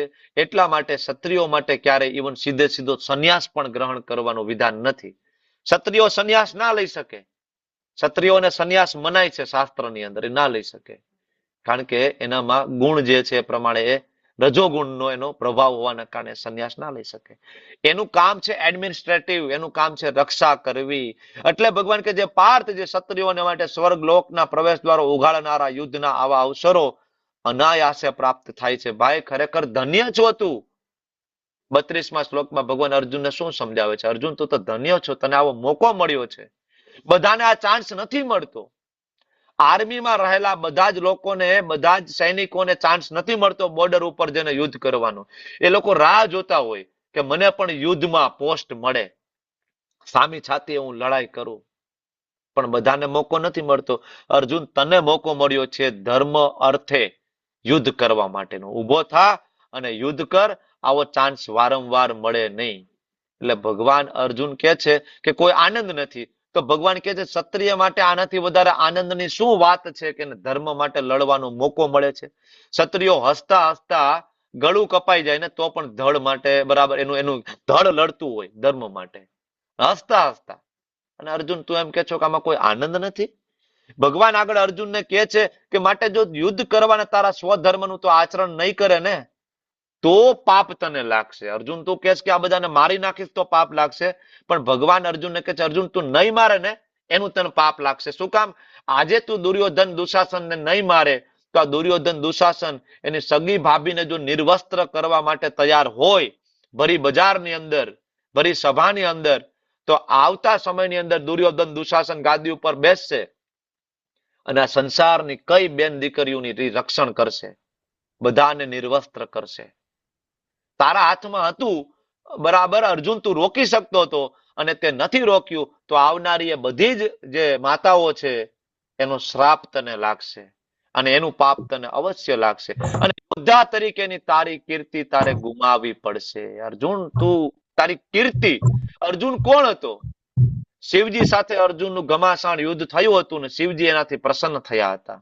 ગુરુ દ્રોણ એનાથી પ્રસન્ન હતા, બરાબર. ઇન્દ્ર એમના પિતા એનાથી એ પ્રસન્ન હતા અર્જુનથી. ખાંડવ પ્રસ્થ જયારે હતું, બરાબર, અને ત્યારે અર્જુન ગયા ત્યારે તક્ષક નાગનું ત્યાં રાજ હતું અને તક્ષક નાગ સાથે ઘમાસાણ યુદ્ધ થયું અર્જુનનું. તો તક્ષક નાગને રક્ષણ કરવાની જવાબદારી ઇન્દ્રિય લીધી હતી. તો ઇન્દ્ર તક્ષક નાગની સાઈડમાં આવી ગયા. મતલબ એક બાજુ ઇન્દ્ર છે ને એક બાજુ અર્જુન છે, બાપ અને દીકરો બેનું યુદ્ધ થાય છે. ત્યારે ઇન્દ્ર છે એ સમસમી જાય છે અર્જુનના યુદ્ધ કૌશલ્યથી. બરાબર. તો ત્યારે એને ખૂબ ગર્વ થાય છે કે મારો દીકરો છે, આવી કીર્તિ છે તારી તું ગુમાવી દઈશ. બરાબર, આવી કીર્તિ ગુમાવી દઈશ. લોકો હંમેશા તારા અપયશનું વર્ણન કરતા રહેશે. સન્માન પાત્ર વ્યક્તિ માટે અપયશ મૃત્યુથી વધારે છે. અર્જુન કોઈ નહીં કે તું બહુ દયાળુ છો, બધા જ કહેશે ડરી ગયો. સામે મોટા બરાબર મોટા મોટા સૈનિકો હતા, કર્ણ, ભીષ્મ, દ્રોણ, ભાગી ગયો, ડરપોક. સેમ ભક્તિમાં આપણે આવ્યા, થોડી ભક્તિ કરી, તિલક કર્યું, ધોતી પહેરી, બરાબર થોડાક દિવસ મંગલા આરતી થઈ અને પછી ભક્તિ છોડીને પાછા સંસારમાં જતા રહ્યા. કોઈ એવું નહીં કે, બધા કે છે હા આવી ગયા હતા ન્યા પાછા બહુ ભક્તિ બહુ ભગતડા થઈને ફરતા હતા, આવી ગયા ને હતા ન્યા. કોઈ એવું નહીં કે તમે તમારી ઇન્દ્રિયો ઉપર બહુ દયા કરી છે, પાછા તમે હવે આવી ગયા છો, બરાબર એ જ ભોગો ભોગવવા માટે દીવ અને આબુમાં. કોઈ નહીં કે, બધા કે આવી ગયા ને, કેતા હતા બહુ ભગતડા થઈને ફરતા હતા. એટલે ભગવાન કહે છે નહીં, કમજોર નથી થવાનું અર્જુન. અપયશનું વર્ણન કરશે. અને જે મહાત્માઓ મહાન યોદ્ધા તારા નામના યશ વિશે બહુ ઊંચો અભિપ્રાય ધરાવે છે. અરે ભીષ્મદેવ તારા વિશે ખૂબ ઊંચો અભિપ્રાય ધરાવે છે. ભીષ્મને તારા માટે ખૂબ માન છે, બરાબર. અને માની લે છે કે ભયના કારણે તે રણક્ષેત્ર છોડી દીધું. તને કાયર ગણશે. મોટા મોટા યોદ્ધાઓ અર્જુન તને કાયર ગણશે. તારા શત્રુઓ અનેક પ્રકારના કડવા વેણથી તારું વર્ણન કરશે. ભગવાને શરૂઆતમાં તો અર્જુનની જે અનાવશ્યક દયાભાવ હતો એના પ્રત્યે આશ્ચર્ય થયું, પણ ભગવાન હવે ડાયરેક્ટ કહી દે છે, ક્લિયર કટ સ્ટેટમેન્ટ કે નહીં અર્જુન, તારી આ કરુણા ખોટી છે, તને ધિકાર છે. આનાથી વધારે બીજું દુઃખદાયી તારા માટે શું હોય, બરાબર. અર્જુન કે છે કોઈ આનંદ નથી. ભગવાન કે હતો વા પ્રાપ્સ્યસી સ્વર્ગ જીતવા વા ભોક્ષ્યસે મહિમ તસ્માદ ઉત્તિષ્ઠ કૌંતય યુધાય કૃત નિશ્ચય. કેવી રીતના અર્જુન તું વાત કરે છે કોઈ આનંદ નથી, 2 હાથમાં લાડુ છે તારા. કદાચ તું મૃત્યુ પામીશ તો તું સ્વર્ગમાં જઈશ, અને જીતી જઈશ તો તું ચક્રવર્તી સમ્રાટ બનીશ, અને તું કહેશ કે આનંદ નથી. 2 હાથમાં લાડુ છે અને તું કહેશ કે કોઈ આનંદ નથી. અર્જુનનો ત્રીજો પ્રશ્ન પાપનો ભય. ભગવાન કહે છે તું પાપની ક્યાં વાત કરે છો? લાભ જય પરાજય વિશે વિચાર કરવાનું બંધ કર, અને હું કહું છું કે યુદ્ધ કરવા ખાતર કર, કારણ કે મારો ઓર્ડર છે. હવે 38મા શ્લોકમાં ભગવાન ડાયરેક્ટ કહી દે છે ધીસ ઇઝ માય ઓર્ડર, અને મારા ઓર્ડર થી તું કોઈ પણ કર્મ કરીશ ને તને પાપ નહીં લાગે. આજ સુધી આપણે કોઈ શાસ્ત્રમાં વાંચ્યું કે હનુમાનજી મહારાજને પાપ લાગ્યું, લંકા બાળી નાખી હતી, હનુમાનજી મહારાજ નરકમાં ગયા, ક્યાંય આપણે સાંભળ્યું નહીં. રામચંદ્રજીનો ઓર્ડર હતો ને કર્યું. એટલે ભગવાન હવે ડાયરેક્ટ કહે છે કે નહીં, હું કહું છું ને બધી વસ્તુ અર્જુન મજા માટે ના હોય, બધી વસ્તુ બરાબર ભોગ માટે ના હોય, આનંદ માટે ન હોય. વસ્તુ ડ્યુટી, આપણું ડ્યુટી હોય અને આપ કરવું પડે. ઘણી વખત આપણને અમુક કામ ન ગમતા હોય પણ કરવા પડતા હોય છે. એટલે ભગવાન હવે અર્જુનને કહે છે મેં તને અહીં પૃથ્કરણાત્મક અભ્યાસ એટલે સાંખ્ય યોગનું વર્ણન કર્યું, હવે હું તને નિષ્કામ કર્મયોગ વિશે સમજાવીશ. સાંભળ, અને આવા જ્ઞાનથી તું કર્મ કરીશ તો કર્મ બંધન નહીં થાય. અર્જુન કહેતો તને કર્મનું બંધન થશે, તો ભગવાન કહે હું તને નિષ્કામ કર્મયોગનું આગળ જ્ઞાન આપું છું, જેનાથી તને કર્મના બંધનમાંથી નીકળવાનો રસ્તો મળી જશે. અને એ નિષ્કામ કર્મયોગનો પહેલો શ્લોક એટલે ભગવાન કહે છે કે જે કઈ કર્મ કરો મારા માટે કર્મ કરો. આ બુદ્ધિ યોગમાં પ્રયાસ કરવાનો. બુદ્ધિ યોગ એટલે શું? કોને બુદ્ધિ યોગી કીધા છે? અહમ સર્વસ્ય પ્રભો મત્ત સર્વમ પ્રવર્તતે ઇતિ મત્વા ભજન્તે મામ બુધા ભાવ સમન્વિતા. બુદ્ધિમાન તો એને કહેવાય કે જે ભગવાન માટે લડે. તો ભગવાન કહે છે થોડુંક પણ મારા માટે કોઈ કરશે ને, થોડીક પણ પ્રગતિ કરશે ને, મહાન ભયમાંથી રક્ષણ કરીશ. જો સકામ કર્મ, નિષ્કામ કર્મ, વિકર્મ, અકર્મ 4 પ્રકારના કર્મ હોય. વિકર્મ એટલે પાપ કર્મ, વેદથી વિરુદ્ધ ચાલવું. સકામ કર્મની અંદર વ્યક્તિ કર્મ કરે પણ ફળ પોતાની પાસે રાખે. નિષ્કામ કર્મની અંદર ફળ 100% ભગવાનને આપવાની કોશિશ કરતો હોય પણ કામ એ કરશે જે પોતાને ગમતું હોય તે. અને અકર્મની અંદર ફળ પણ 100% આપશે અને કર્મ પણ એવું કરશે કે જે ભગવાનનો ઓર્ડર હશે. પોતાની કોઈ પણ ચોઈસ જ્યારે છૂટી જાય એને કહેવાય અકર્મ. આપણે નવા નવા મંદિરે જતા હોય ને આપણને સેવા આપે કે પ્રભુજી ઓલી થાળી સાફ કરવાની સેવા હતી, કરશો? તમે મને ઓળખો છો હું કોણ છું? હું ડોક્ટર છું. કેટલું ડોનેશન આપું છું ખબર તમારા મંદિરમાં દર મહિને? આવી ડીશું સાફ કરવાની સેવા આપું. ભગત છું, હું મોટો ભગત છું. અચ્છા પ્રભુજી ઓલી ફૂલની માળા બનાવવાની, હા એ હું કરીશ માળા બનાવવાની. તો આપણે જયારે સેવાની આપણી જયારે ચોઈસ હોય ને ત્યારે અકર્મ નથી. ત્યારે નિષ્કામ કર્મના લેવલ ઉપર કર્મ થાય, કારણ કે એમાં તમારી ચોઈસ છે. અકર્મના લેવલ ઉપર તમારી કોઈ ચોઈસ નથી. ટોયલેટ બાથરૂમ સાફ કરવાના હોય તો પણ તમે કરો. વૈષ્ણવો આવે છે, ટોયલેટ બાથરૂમ સાફ કરવાના છે, ઇટ્સ ઓકે, એ અકર્મ છે. અને આ અકર્મની અંદર જયારે કોઈ થોડો પણ પ્રયત્ન કરે છે, ભગવાન કે મહાન ભયમાંથી રક્ષણ આપીશ ને અર્જુન, યુ ડોન્ટ વરી. તને એવું લાગે કે પાપ, બરાબર, કોઈ ચિંતા ના કરીશ, મહાન ભયમાંથી રક્ષણ આપીશ. વાંછાકલ્પતરુભ્યશ્ચ કૃપા સિંધુભ્યો ચ પતિતાનાં પાવનેભ્યો વૈષ્ણવેભ્યો નમો નમઃ. અનંત અનંત કોટી વૈષ્ણવ કી જય. શ્રીલ પ્રભુપાદ કી જય. ગુરુ મહારાજ કી જય. હરે કૃષ્ણ કૃષ્ણ કૃષ્ણ હરે હરે, હરે રામ રામ રામ હરે હરે.